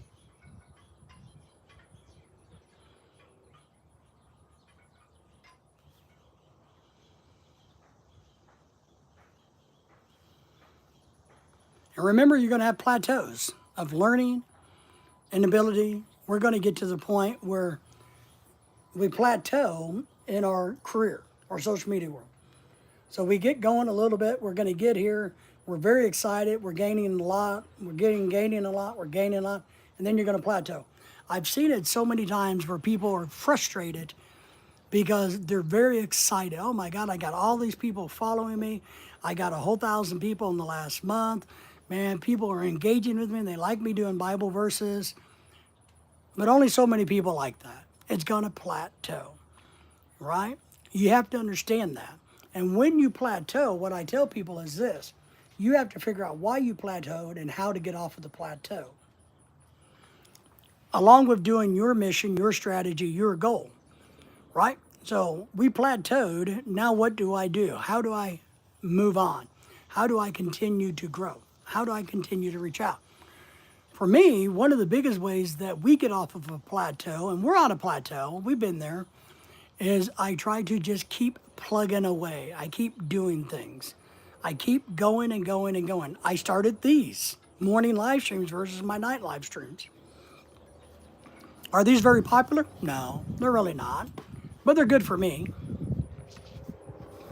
Gives me watch hours, it gives me views and clicks. And it does let me meet a few new people. This last week alone, I've had 4 new subscribers from my morning live streams. Understand that you may be nervous in doing social media. That's normal. But if you will continue to work on it and keep doing it, keep on, and keep on trying. Be persistent in this. Your initial fear will go away. Your hesitations will go away. It's what I told my one friend who has the bad eye. Look, acknowledge it and keep public speaking. I've told a lot of you guys, oh, I don't want to be in front of the camera. Well, why not? Well, I don't think I do well. I told Solinder this, and I know he's probably gone, but I told Solinder this. It's you gotta get comfortable in front of the camera. You got to get comfortable being a leader, because that's what you're doing. In the video, you're leading the audience down a journey. You're telling a story. You got to get comfortable in that storytelling. Whether you got to sit back in your front porch and go over it in your head, over it in your head, over it in your head. How am I going to make this cooking video? And then you get up and you tell the story.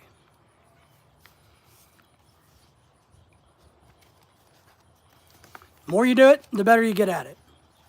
The more comfortable you'll get.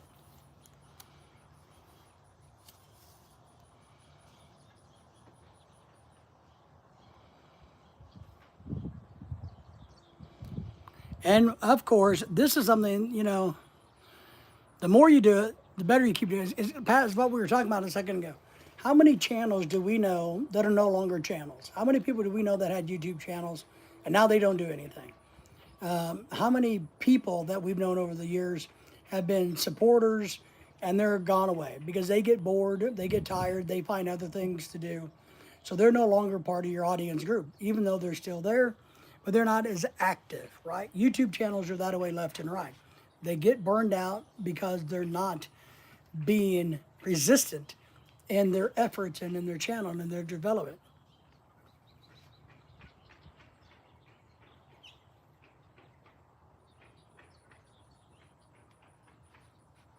So normally in history, the men that are successful, the people that are successful in social media, are not necessarily extraordinary, right? There's nothing extremely unique about them. They're persistent. They work at it. They keep at it. They keep at it. They keep at it. They keep at it. They keep developing. They keep learning. They keep struggling. They keep going forward. They take the plateaus and the highs and the peaks and goes.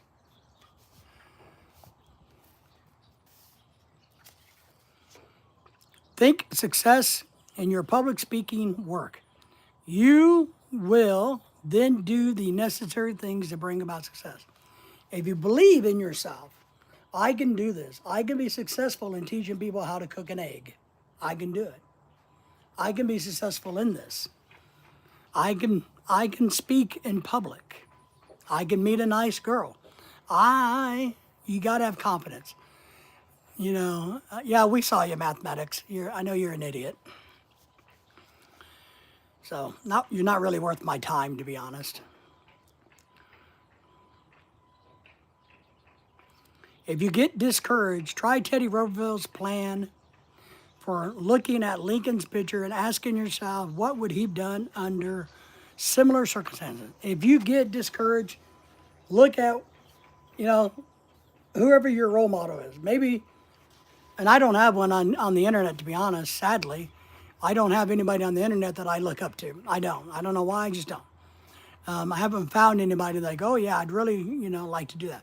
But I have other people in my world that I've met that I look at and go, and they shape the way I do social media. They're the shapers of my social media. I want to be like them. They're not involved in social media, but I like their character. I like their grit. I like the way they are. So I equate that to social media. But if there are people on social media and you get hung up, you get stuck a little bit, you get depressed, sad, what would this person do to keep going? Or how would they handle this type of situation? You know, that's why I teach everybody about trolls. I want everybody to know how to handle trolls. There's an ideology out there that doesn't work for treating trolls. My theory, my ideology, my skill set on how you guys should treat trolls works. They benefit you, not the troll, all right?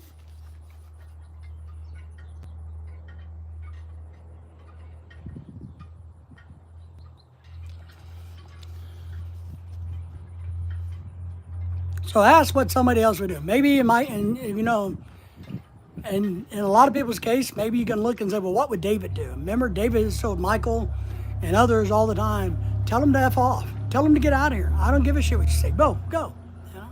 You're beneath me. You're not worth my time, my energy, my effort. I'm not giving you space in my head. Remember, David's a little bit of a hard ass. He's like, I could give a rat's ass about trolls or people that don't like me. I don't care. If you disagree with me, I think that's great because that opens a great dialogue. But David doesn't care if you unsubscribe to my channel. I don't care. Because I'm going to keep doing what I'm doing year after year, year after year. A lot of flies out this morning. The ranking chaplain of the United States Navy during the First World War said the qualities of essential for success of a chaplain in the service could be enumerated with 4 words with a G. What are they? That's a good question. We got a bit of time. Jamie's in the house. Hi, Jamie. Good morning to you, young lady. How are you? How are the kids? Dealing with the babies, my daughter getting ready for Charlie to come home with the groceries. I'm in the background watching. Thank you. I appreciate that. Jamie, Miss Avocado, are you posting stuff on your social media? I thought I heard something that you were doing you started doing social media. I wanted to clarify with you. Because if you are, I wanted to go and make sure I support your stuff and all of that. So if you are posting stuff, let me know. Pat says hello to you, Jamie. The secret of a good delivery, storytelling. And I need to read this one. I might hear him. I'm going to have to. Because, you know, I'm getting ready to work on my book. And I saw something the other day on the internet, and I wish I would have wrote it down, and I didn't, and I screwed up, so now I got to go back and research it. But when we're doing social media content, when we're creating content, we are telling a story. I've told you this thousands of times. Chapter 6 of the book says, remember, we're talking about how to develop self-confidence and influence people by public speaking. The secret of a good delivery. Shortly after the close of the First World War, I met 2 brothers in London, Sir Ross and Sir Keith Smith. They had just made the first aeroplane flight from London to Australia. Woohoo! And won the $50,000 prize offered by the Australian government. Very nice. And that's a lot of money back then. He had created a sensation throughout the British Empire and had been knighted by the king. We all want to do that. So, Jamie, you are doing YouTube now? All right. I will remember that, go in and make sure that we spend some time on your channel, Jamie. I know sometimes you weren't, and so if somebody's being active and they want, I'm happy to go and do what I can to help. So.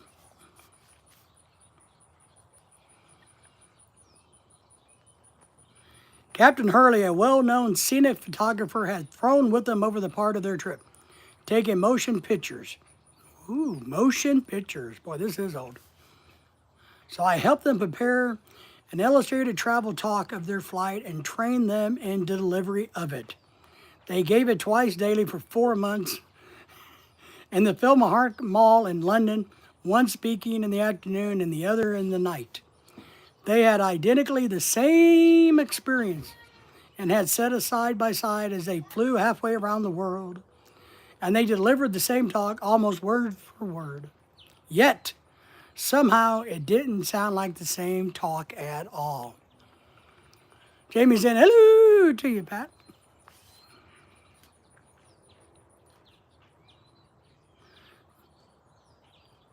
There is something besides mere words in a video, in your video for social media, which counts.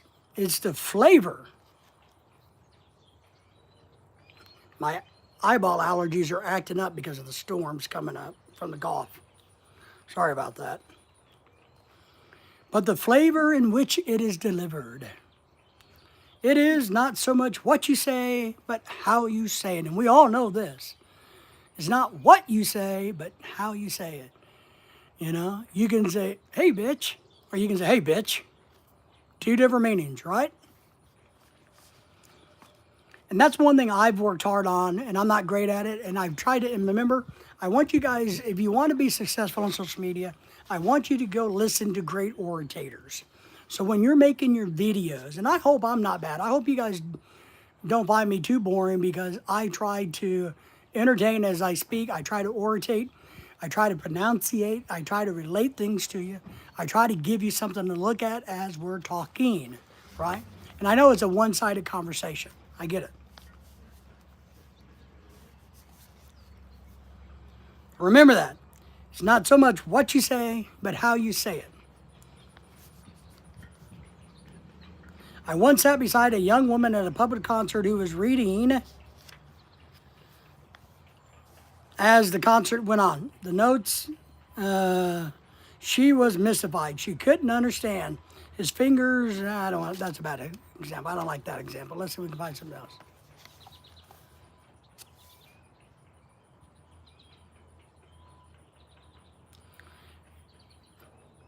Because one thing you have to understand, in writing, when we read something, right, we get our own interpretation and what the flavor is. And when we write something, and I don't know how to do this in the English language, how to write, I'm hoping I do. I don't know how to put flavor to, or I don't know how to, in word, share my flavor. All I know how to do is when I read somebody, I put my own flavor in what they wrote. Now, when you do a video, you have a better opportunity to share your flavor. You do. You can flavor it with hot sauce. You know, you can flavor it with arrogance. You can flavor it however you want. You can. You gotta make it a little sexy. Woo, baby. Right? You put the sauce, so to speak, on it. Which is a great opportunity to sell yourself, to sell your brand, to sell what you're doing. Do you want to be, you know, like in my early videos, I was very direct, very deliverable, very boring, because, you know, I didn't know how to do videos for social media. I knew how to taught class. I knew how to speak in front of thousands of people and how to entertain them and how to get my message across, but I couldn't do it on a video camera. But now I know how. At least I think I do. So we've got to put our flavor to it, boys and girls. We've got to put the sauce to our videos. We got to make it entertaining. We got to get it done pretty quickly. Pat says, hello, Jamie, good to see you. I hope the babies are doing good. So, but what is delivery? What are we talking about? How do we deliver on a video?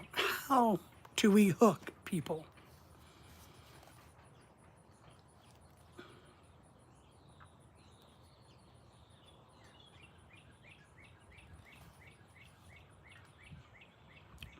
So here's kind of what they're talking about. A little bit of an analogy here.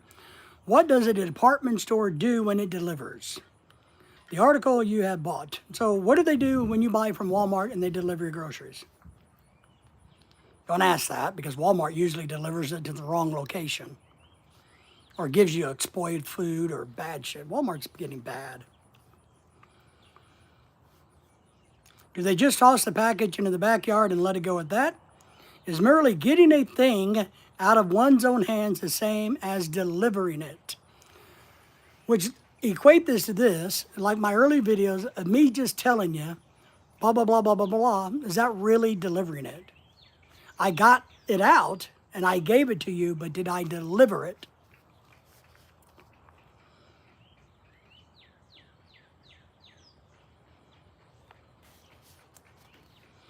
Let me give you an illustration of this, typical of a fashion a fashion in which thousands of people talk. It happened on occasion by stopping in Miramar, a summer resort in the Swiss Alps.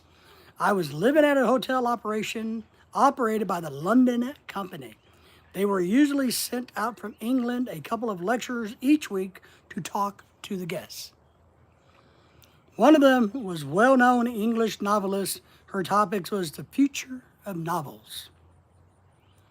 She admitted that she had not selected the subject herself, and the long and short of it was that she had nothing to say about it that she really cared enough about saying to make it worth expressing.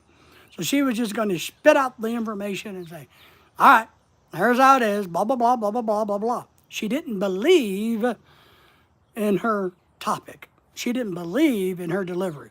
She didn't believe in it enough to put effort into it. You have to believe in your videos to make a great delivery. And I think I believe in myself. I don't know, you guys tell me. I think I come across as somebody who's passionate, who's believable about what we do. I think I do. I hope I do. That's my goal. She hurried up, made some rambling notes, and stood at the lecture, and the audience spit out her crap and went about her way. That kind of performance is not delivering. It is not. It is a soliloquy. My early video is horrible. My coma videos are horrible. That's why I want to redo them. I didn't know it at the time. I mean, it was really hard for me to talk about the coma. I mean, really psychologically difficult. And that played a gigantic role in how shitty my talk and my videos about my coma was, because it's so emotional. But it's not. It was more of a it was not good. I agree. So. It has no sense of communication. And that's the first essential of good talking. A sense of communication. When we do social media, we want to communicate with our audience, with our subscribers, our followers. We want to feel like there's a back and forth. We got to communicate, not just lecture to, right? We got to engage your audience. You got to do a video that's engaging. So you got to visualize your friends sitting around the table while you explain to them how to make your own chopsticks out of a redwood tree, right? That's what you got to do. We got to communicate. The audience must feel that there's a message being delivered straight from the mind and the heart of the speaker to their minds and to their hearts. Like I've said before, and I got to work on this better. I want to relate my message to you, and I want to understand the message that you want. So what is it that you want out of what I am going to be doing? And I can tailor what's in my heart and my mind to your needs, not what I want you to hear me say, but what you need me to say. That's what we should be doing. What is it that your audience will appreciate the most? Now, is it always my humor that's appreciated? Probably not. Is it just simple information? Maybe, like on air pumps, or, we got some radar detectors in, and not radar detectors, dash cameras built into our cars now, and we did videos on these really cool new technology that hides into your car and you never see the camera. And it looks like it came from the manufacturer. Well, do you want my interpretation, or do you just want the facts? You kind of got to figure out what your audience wants. And sometimes that's not easy. Sometimes we got to wing it and just hope for the best.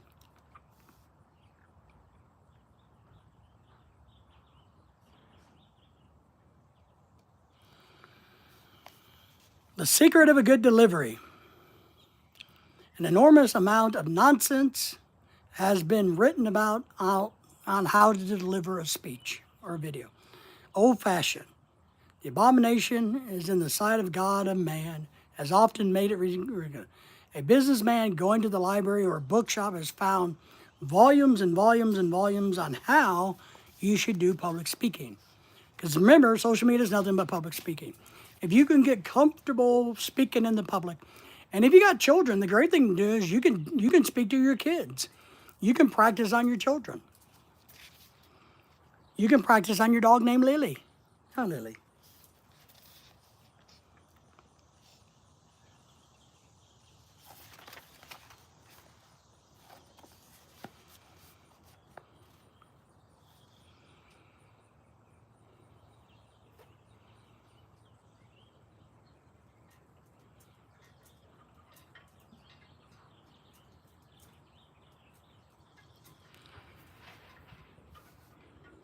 Remember, the best way to do, I believe,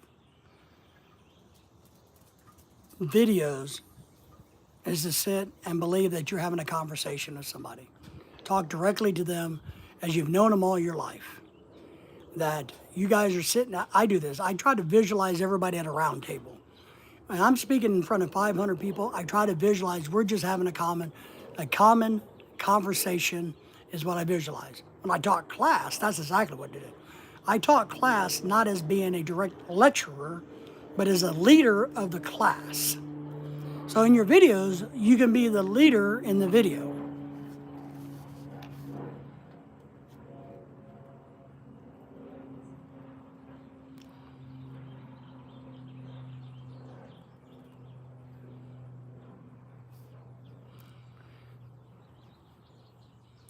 If you try, he will hardly be heard. Let's see, in order to appear natural, he has to use much more energy in talking 40 people than he does to one.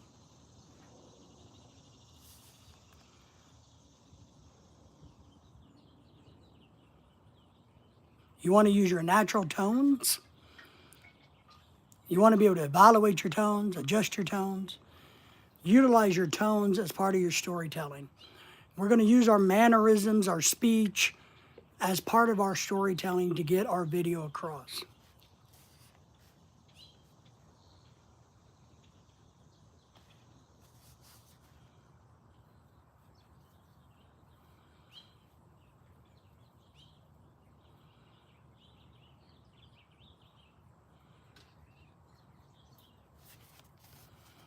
Know what you want to say. Have conviction in what your video is going to be. Right? Embrace it. Embrace your knowledge, your passion. Give that out. When people believe what your video, you have more credibility. Your delivery is going to be better. Be who you are.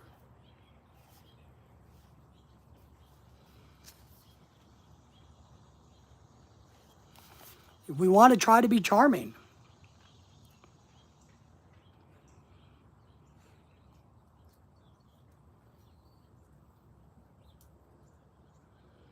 You got to be vulnerable at times.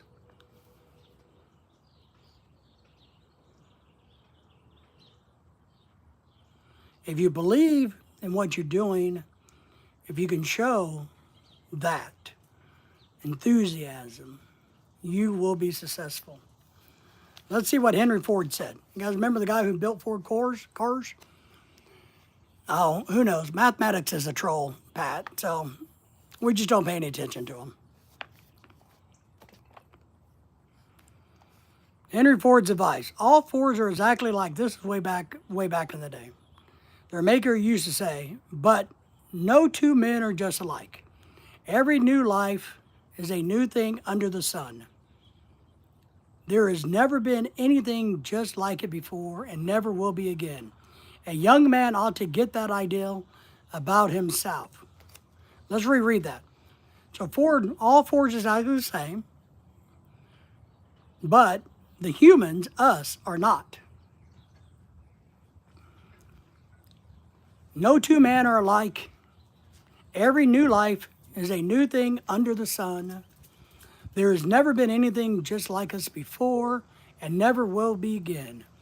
We ought to get that ideal about ourselves. We need to embrace our uniqueness, that we are unique under the sun, and use it to our benefit.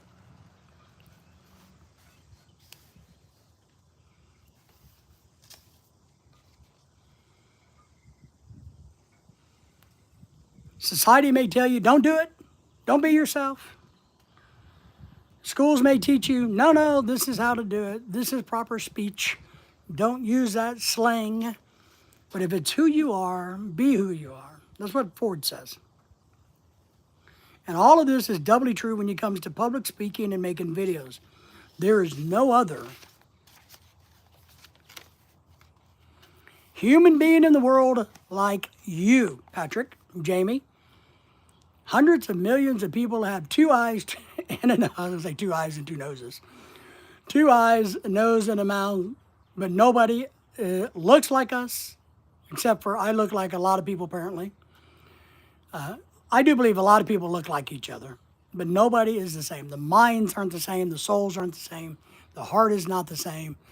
We all bleed differently, right? We are all different. This is interesting. Good too. Yes. Thank you, Patrick.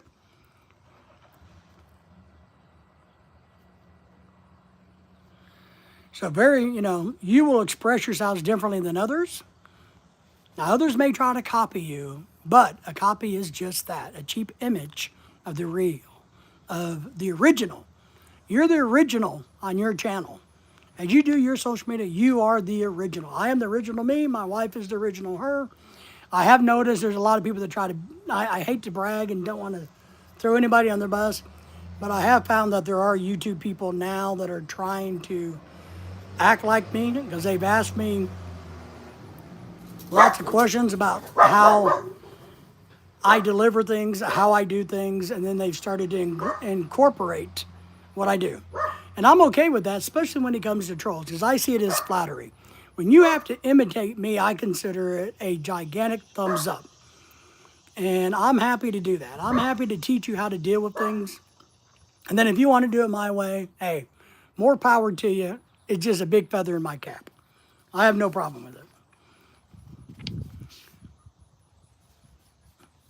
It says, Sir Oliver Lodge spoke differently from other men because he himself was different. The man's manner of speaking was essentially part of his own individuality, and were his beard and bald head, if he had tried to imitate Lord George, he would have been false. So we don't want to be a fake person. We don't want to be, David number 2, PAC number 2. We want to be who we are. We want to stand out for who we are. We don't want to be an imitator because imitators fall by the wayside. This is my personal belief. If you can't be true to yourself in whatever business settings you're doing, social media, home life, your family, if you can't be true to who you are, then you're being fake. And being fake is not a good thing long term. I tell everybody, when you do, to help yourself publicly speak, sometimes you got to act like a public speaker, right? But as you do that, you become that public speaker. So it is really who it is. You cannot fake a totally different persona. Can you make funny voices like Robin Williams? Oh, yes, I can make funny voices. Can you be an entertainer? Absolutely.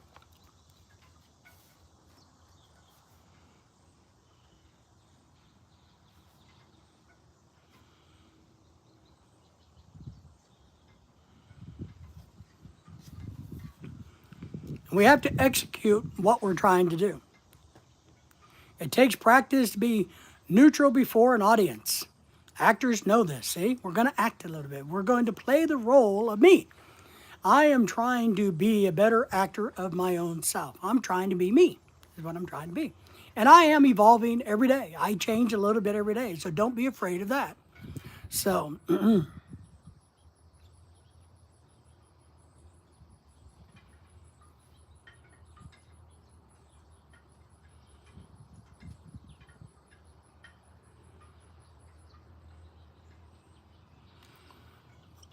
let's embrace and encourage the quirkiness, the uniqueness of ourselves, right?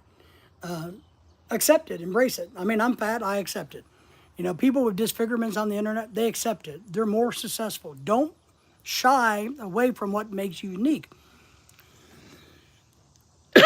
Highlight what makes you unique. Take advantage of your uniqueness. That will help you stand out, grow, and develop.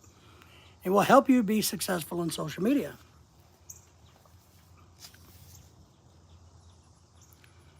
Remember to always talk like a human being, a real person. I hope I do that.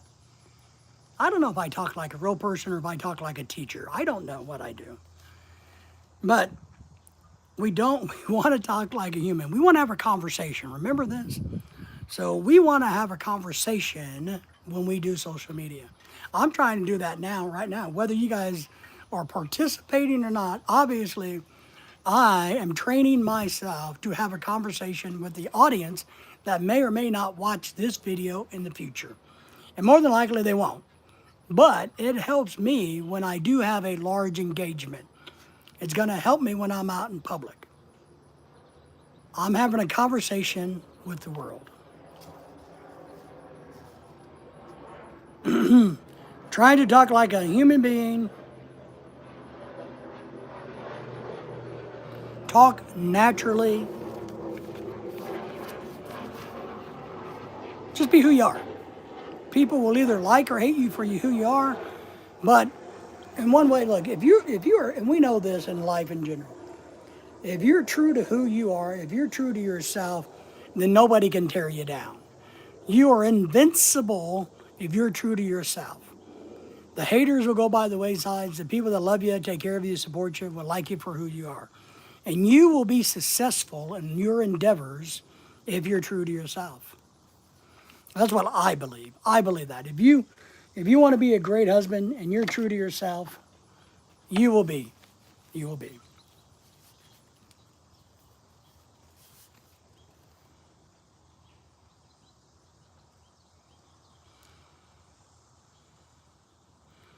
One of the ways that you can practice being yourself, I got too many flies. Dump my Coke out, my soda out.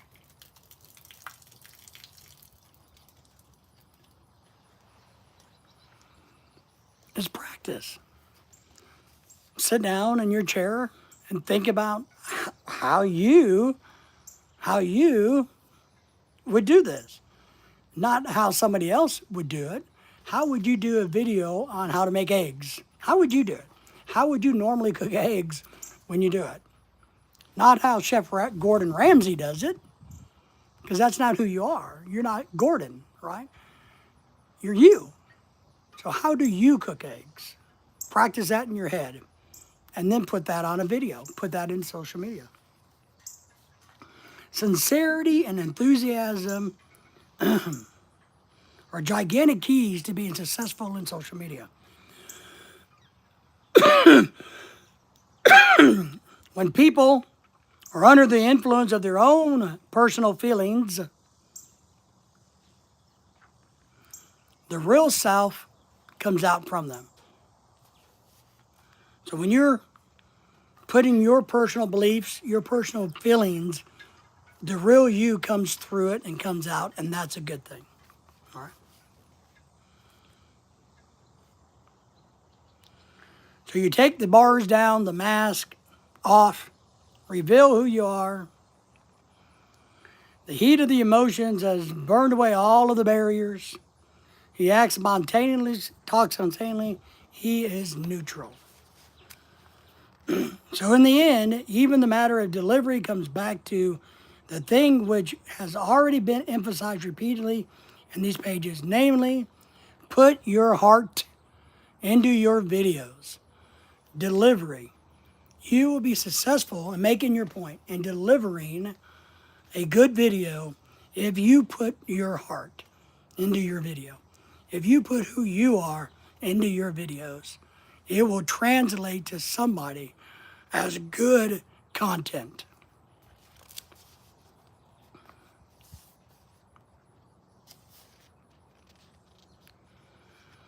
It says here, let's look at this part. Do we do these things when we talk in public? Let's see what they're saying. Maybe these are things that we can help and correct ourselves.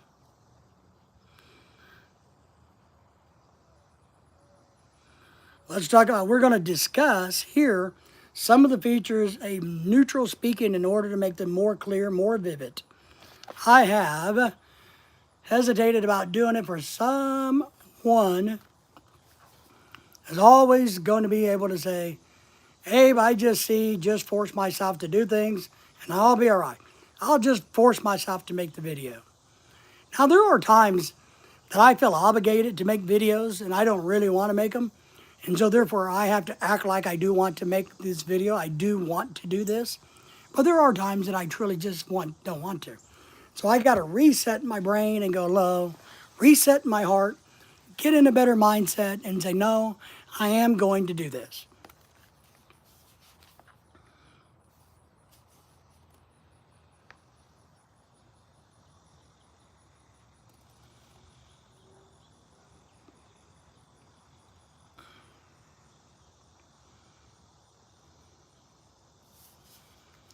First,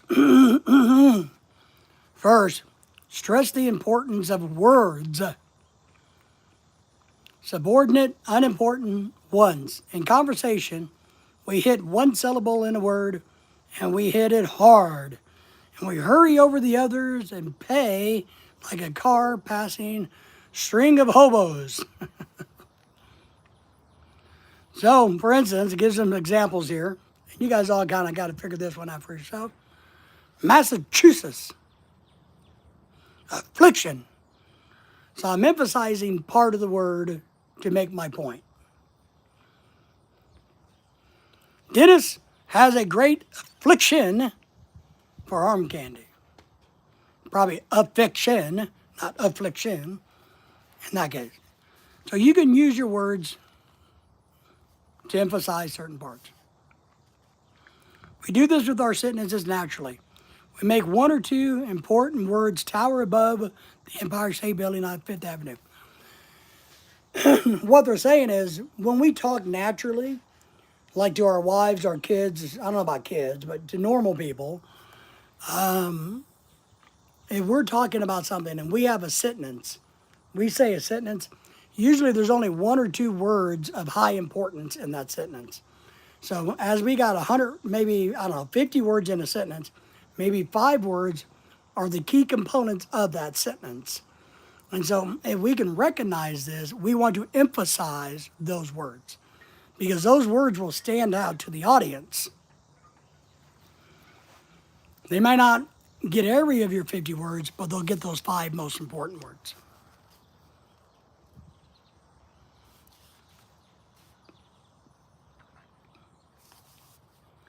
Let's see here.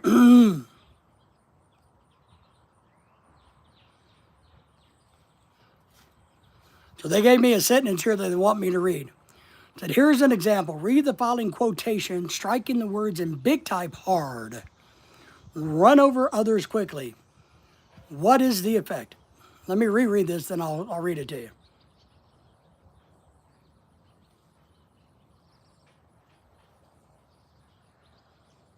All right. Ken's in the house. Good morning, Ken. How are you? I have succeeded in whatever I have undertaken because I have willed it. I have never hesitated, which because given me advantage over the rest of mankind. This is a quote by Napoleon. Let me say this again. Let me do this one again. I have succeeded in whatever I have undertaken because I have willed it. I have never hesitated, in which has given me the advantage over the rest of mankind. Hello, Pat. Good to see you. Good afternoon, everybody. This is not only the only way to read the lines. Another speaker would do it differently, perhaps. And I would do it differently. You know, you can do it very softly, gently in your videos. You're going to emphasize the good, the bad, and the ugly. And that's what we're going to do in our storytelling of making videos. Perhaps there are no ironclad rules for emphasis. It all depends on you, your audience, and your point of view, and what is important to you. Let's read these sections below. In an earnest manner, trying to make the ideals clear and convincing. Don't you find yourself stressing the big, important words in a hurry over the others? Maybe. So I'm going to read these things it says to read these that will help us emphasize. If you think you're beaten, you are. If you think you dare not, you don't. If you don't like to win, but think you can't. It's almost a clinch that you want. So that's true. Let me read this one again. If you like to win, but you think you can, it's almost a clinch that you won't. That's how I would present it. Life battles don't go away to the stronger or to the faster man, but soon or late, the man who wins is the one who thinks he can. So how do you want to emphasize in your videos? How do you want to get across? Do you want to be that soft, encouraging? You want to be the boss? Do you want to be authority? Do you want to be welcoming? We are communicating with you.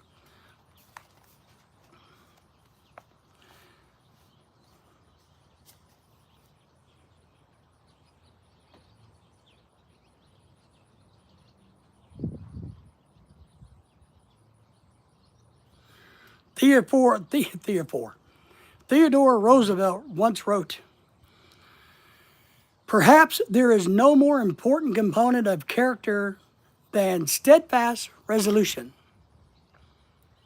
The boy who is going to make a great man or is going to count in any way in the afterlife must make his mind not to merely overcome 1,000 obstacles, but to win in spite of 1,000 repulses and defeats." Change your pitch. You guys notice I do that a lot. Pitch is your kind of your volume, your tone. Pitch of our voices is conversation. Great storytellers. You guys want to do good at social media? Go learn how to be a great storyteller. This is what they do. James Earl Jones had one of the greatest pitches in the world. And his range wasn't very big, but man, it was powerful.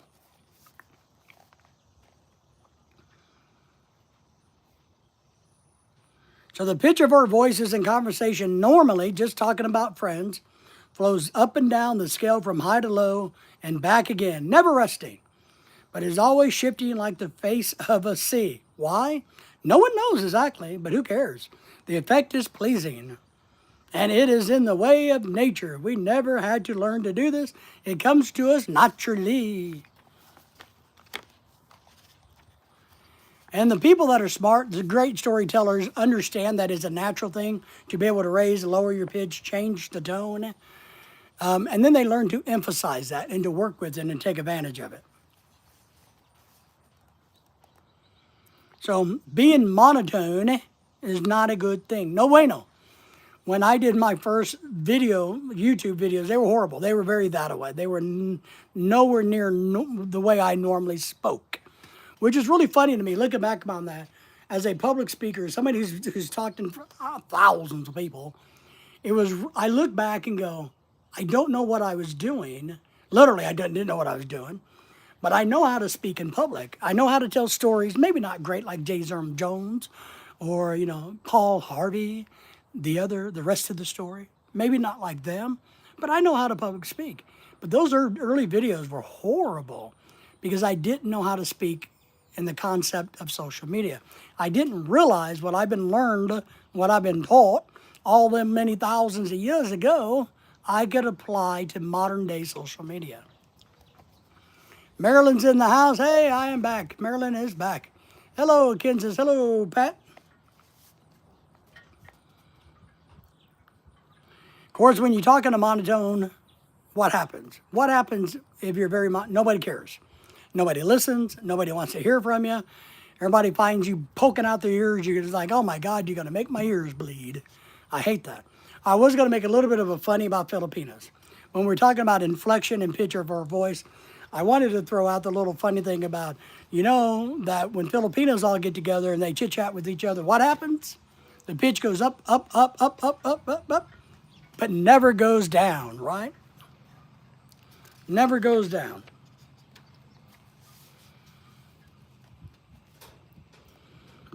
Just be human. Be natural in making of your social media content. People love you for who you are. If they don't love you, then they don't love you.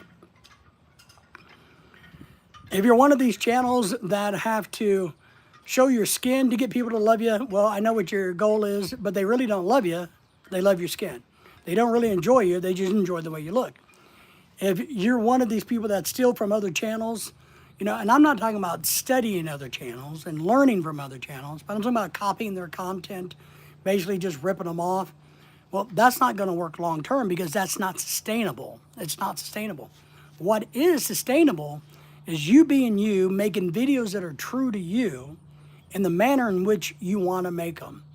Have passion is going to make you a great, great, great social media content creator. And if you're not naturally, practice.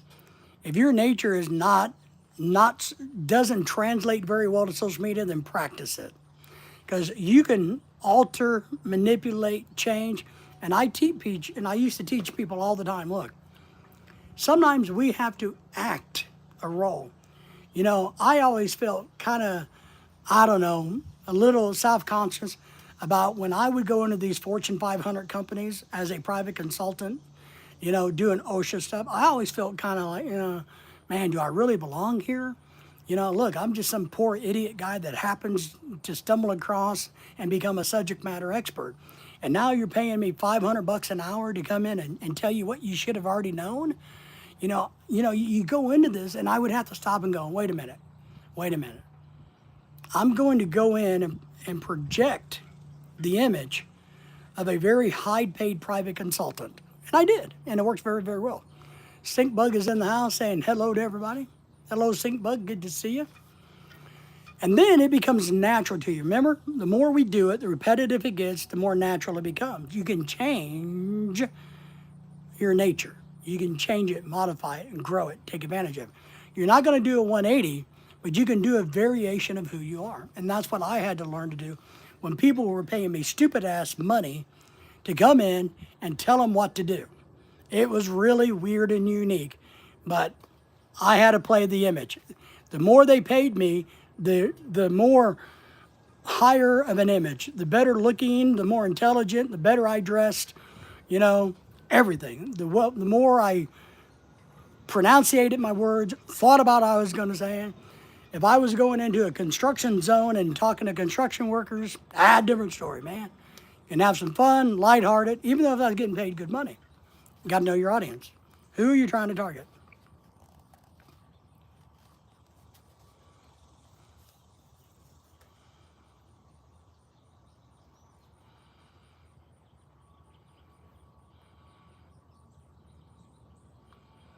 You can, remember, this talks about you can make any phrase or word stand out if you choose so. That's up to you. And that should be part of your strategy in making your videos. Remember, out of 50-word sentences, 5 words may be the important 5 words to get the point across. And if you emphasize those 5 words, then you got your point across. And people are more engaged. People aren't going to remember the 50 words you said, but they're going to remember the 5 words that you got them to engage upon.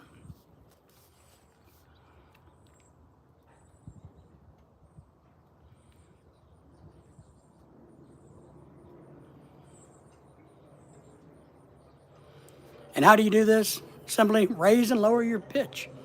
You know, you can do a funny voice with some, I got a little bit of a Southern accent. Sometimes I got a Cajun. I don't know what I got.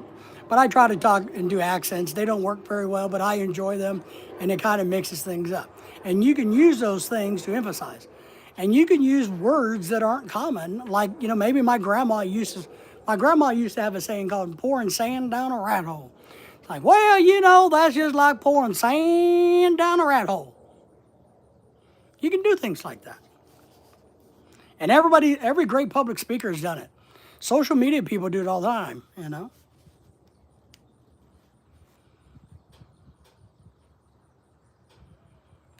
Oh, I like this. Here's a great saying by Herbert Spencer. A great aim of education is not knowledge, but action. A great aim of education is not the knowledge, but the action. And as I've told you, when you do your videos and you do social media posting, you got to show an action. Your YouTube channels need to have an action. That's what I was telling somebody the other day about their channel. I think it just had their name. Maybe it's Keith. Keith, I'm sorry if you're here and I'm picking on you, but Keith's channel just has his name in it. Keith. That doesn't tell me anything. Why would I want to come to your channel? You see what I mean? You got to give me an action, a reason to come to you. It's a deliverable.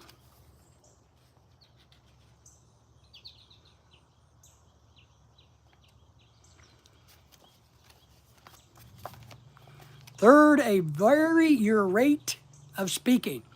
So you can talk, and what they're going to talk about varying the rate of speaking is this.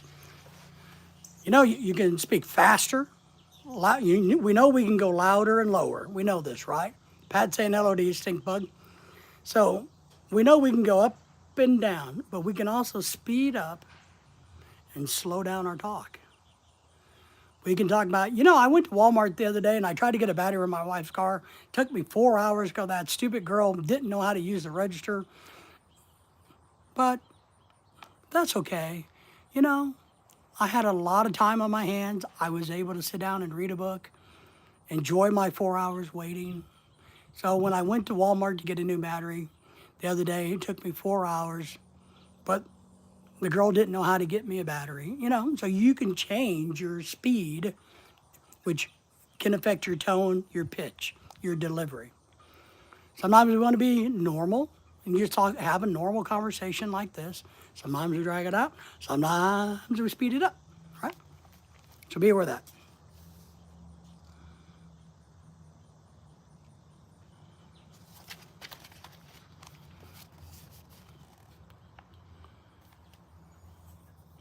One of our other great ways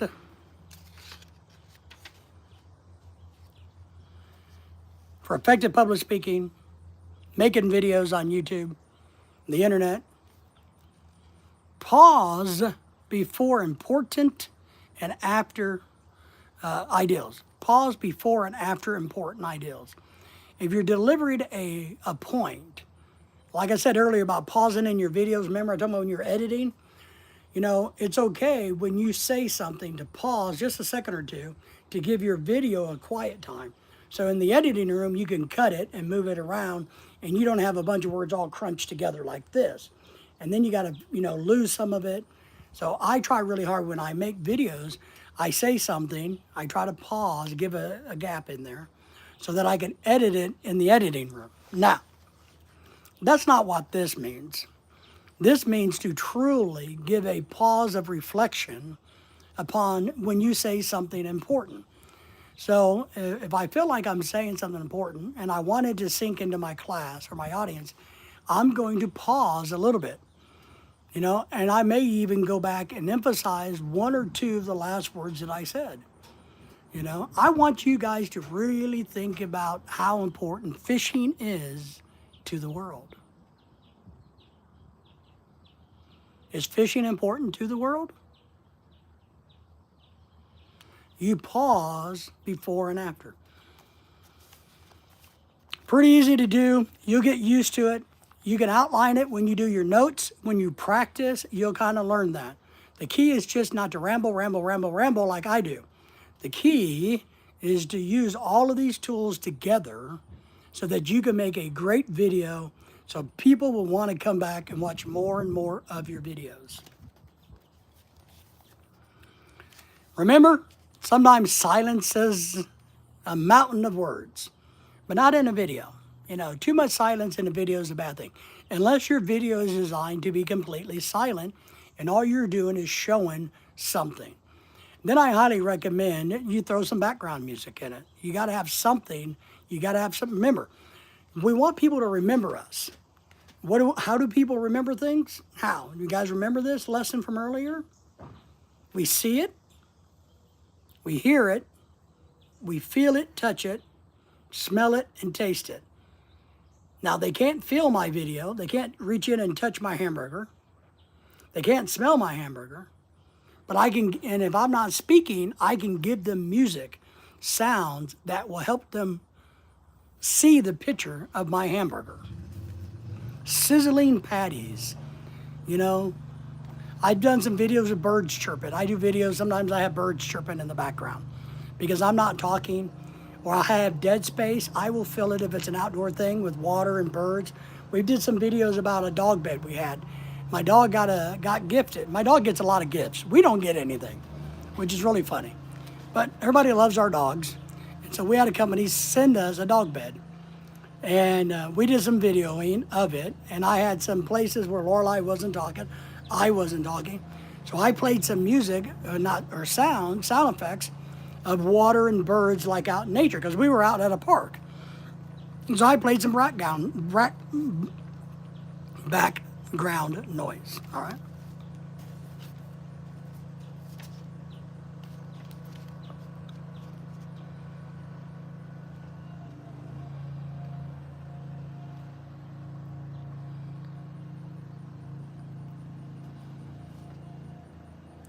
So let's practice this a tiny bit.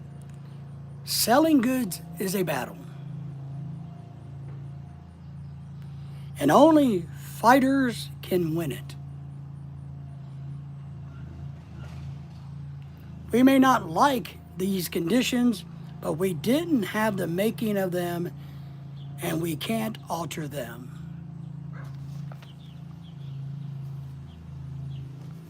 Put your pauses in your videos.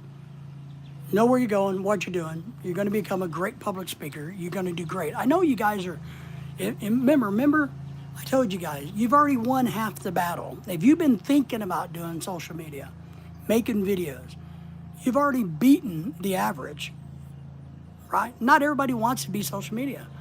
But now that you've thought about it, you're halfway there. It's kind of like the analogy I use about students going to college. The hardest thing about going to college is not passing the classes. It's about walking through the door, because you've spent all kinds of time and energy in your mind and your heart going, I want to go back to college. And then to walk through the door is the hardest thing to do. And once you're over that hump, you're golden. You are good to go. You just got to start. All right. Let's see if we can summarize this beautiful section of the book. There is something besides mere words in a talk that counts.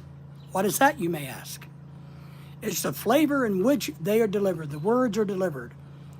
It's the flavor, the funk, the stink, the coolness, the vibe, right?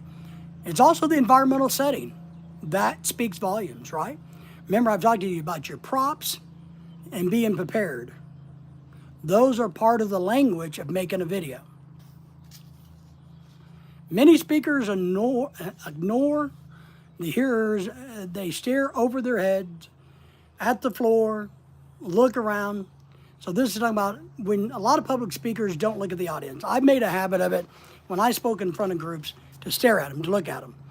That's why even when I do social media, you see me, right? You guys see me. I don't hide like a lot of people. I don't have my camera way over here and I'm doing this shit. I'm not turned all the way around like this, looking over here when the camera focuses on me. I don't do that. Now, there are times when I'm on my desktop and I got the phone angled a little bit like this, and maybe I'm sitting here, but I'm turning on a regular basis and making eye contact with my audience. I'm engaging you. That's what we need to do when we make a video. We need to engage our audience, right? We need to be able to say, hey guys, I think you're great. You're wonderful. I know you can do this. I believe in you. You have to look at your audience. Make that personal connection. If you can make a personal connection in your videos, you're going to win people over. Good delivery is conversation, a tone, a directness, a talk to the community chest, just as you would to John Smith. What is a community chest, after all, but a collection of John Smiths? So you're going to have a conversation. That's what I'm trying to do with you guys. I don't, look, be honest, I know there's probably not very many people in here. I don't know. I'm not looking at that. I don't care. I am happy because remember, I'm doing this for myself also. I'm relearning how to be a better business leader with these old practices into a new modern social media. So I'm talking to my audience because when I teach it, I learn it. I absorb things when I teach it. That's what I do. So as I teach these to you guys, it's embedding into my hard drive. It is sinking into my hard drive, and that's exciting.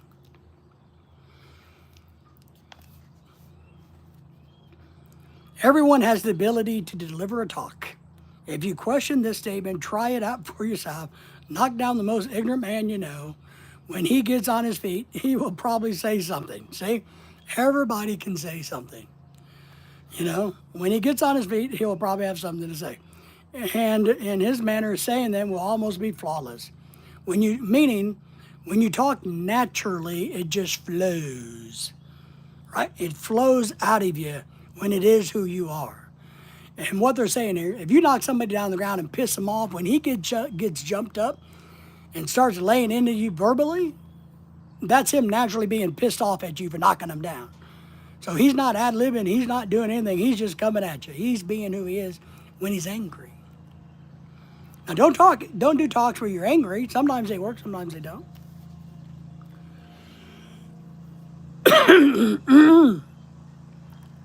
Try to be who you are.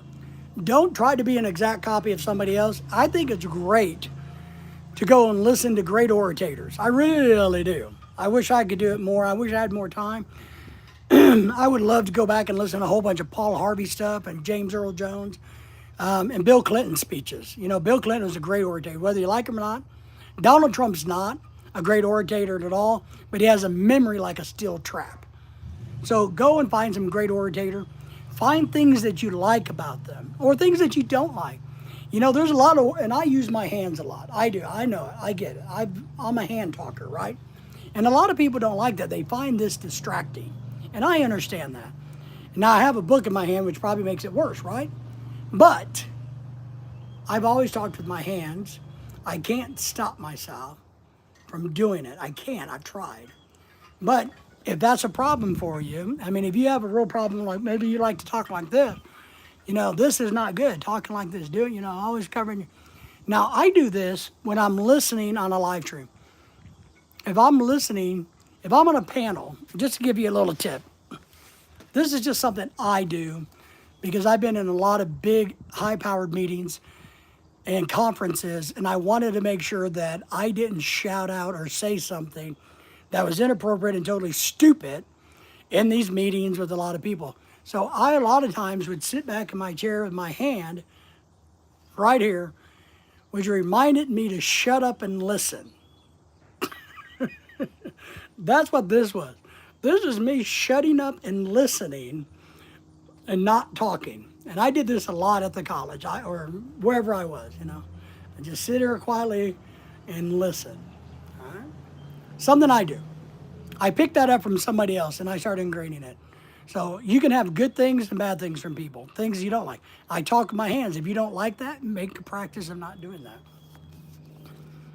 But just don't copy. Don't be another Pat. Don't be another David. Don't be a Pat, another James Earl Jones. Don't be another Paul Harvey. Jerry Clower. If you want a funny talker, listen to Jerry Clower stories. Mom and Pa Kettle, which is a really, really, really old stuff. Some funny, funny shit in there that you can use to practice your delivery on things. It's really cool. Man, it's exciting. I love it. I think it's exciting. I hope you guys are excited as I am.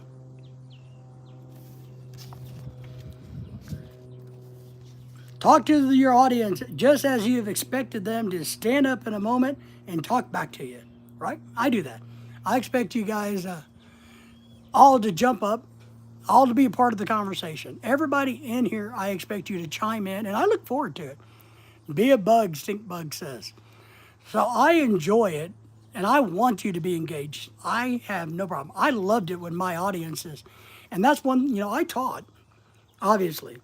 And I'm in front of my classroom, and I remember, I told you, I didn't lecture, I led my class.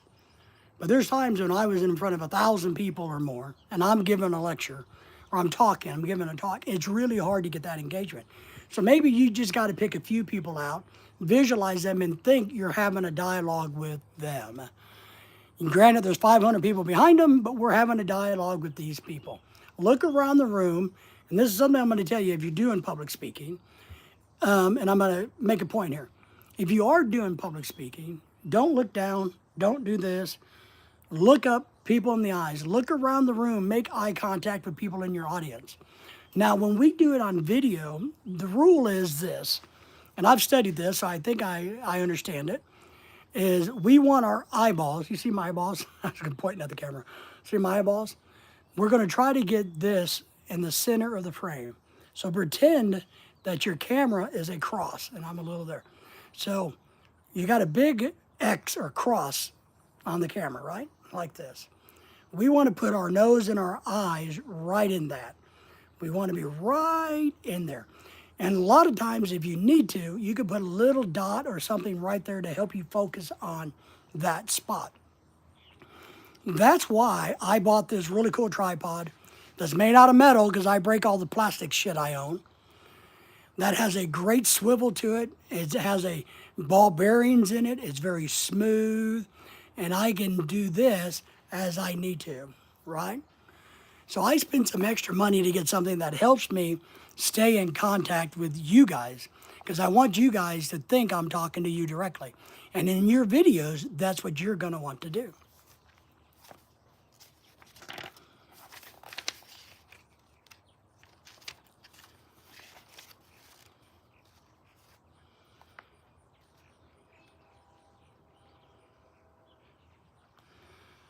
You know, oh, I like this. I need to do that. I'm working on some stuff. Let me highlight this real quick.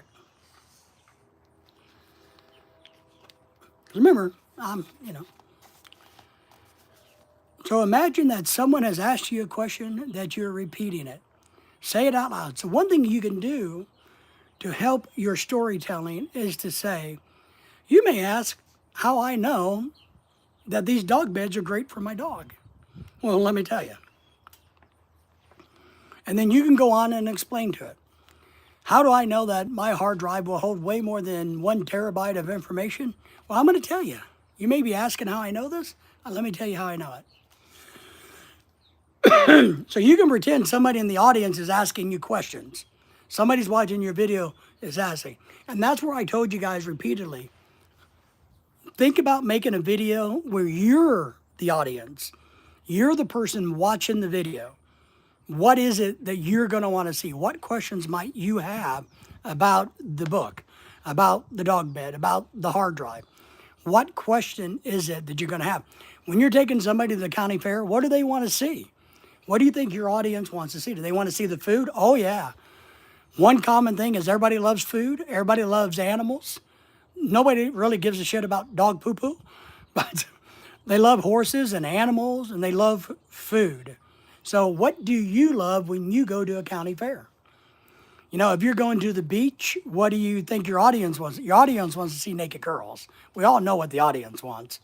But what is it that a normal, decent audience would want to see? And you try to deliver that. You're doing a fishing channel. People are watching you fish. What do they want to see you do? They want your excitement, for one, I believe.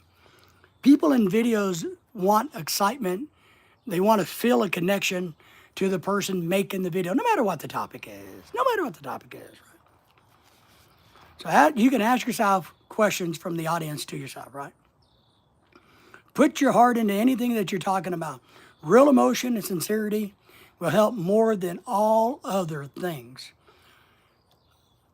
And this goes back to believing your topic. Having belief in what you're making a video about. That's where this comes in.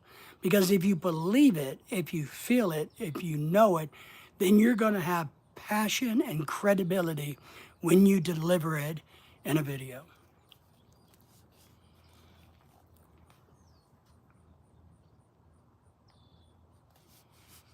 Here are 4 things that all of us do unconsciously in a earnest conversation. But do you do them when you are talking in public? Most people do not, meaning public speaking. Do you stress important words in your videos? If not, you should. And then have subordinate words. Important words, subordinate words. Do you give the almost every word, including the and but approximately the same amount of attention? So there are neutral words like and, if, and, but that are pretty neutral. So those should be permanent common thread. But then we're going to emphasize keyer points. Empire State Building is the tallest building in the world. Does your pitch of your voice change, go up and down? Does it flow like a musical song? Does the pitch tell your story? Does your pitch emphasize the message you want to get across in your social media? You know, do you want to be an asshole in social media like some of these people? Well, your pitch is your arrogance comes through. Your arrogance will come through bigger than God's gift to anything. When people are watching a video, they can tell whether you're arrogant. And when you think everybody's wrong but you, that will come through. But having conviction and belief in what you believe and what you're doing comes through as earnest and good and positive. But you can use the pitch of your voice to tell the story, and you should. Do you vary your rate of speaking? Remember, sometimes we're going to speak things up, sometimes we're going to slow down. We're going to give a pause and a thought to those military personnel that suffered in the last few weeks during the Iran conflict. We're going to give pause and think about all the people that may be getting flooding in Houston, Texas today, all the people in West Virginia. Can we only imagine the hardship that those wonderful people in West Virginia are going through due to those horrendous rains and landslides? Or you can speed it up and talk, man, it's unbelievable that all those people in West Virginia, what they're going through today with the flooding, the rains, the landslides. That's up to you how you want to tell your story. Pause, like I just did, before and after important points that you want to make. All right? All right, ladies and gentlemen, it is starting to get warm outside. The beautiful clouds that we had coming up from Alabama and Texas are going away. So I don't know how much rain they're getting, but this morning we were in the 60s. We had a lot of clouds coming in, a lot of little sprinkles, but now I think those clouds have moved away and it's going to get hot today, which is great. But I need to check in with the weather to see how our friends down on the Gulf of America are doing. But I appreciate everybody being here. I hope you enjoyed some of this. I hope you got a tiny bit of information out of what I'm doing. I know not to be selfish and greedy, but I love doing it, so I'm going to continue in the mornings, learning better, or trying to become a better social media empire builder. So thank you all very much. You guys enjoy your day. If you need anything, remember, in all sincerity, if you need anything from us, just reach out. You guys know how to get a hold of us. We're here for you. All right, everybody. Take care, and we'll see you next time. Jamie, good luck with the babies today.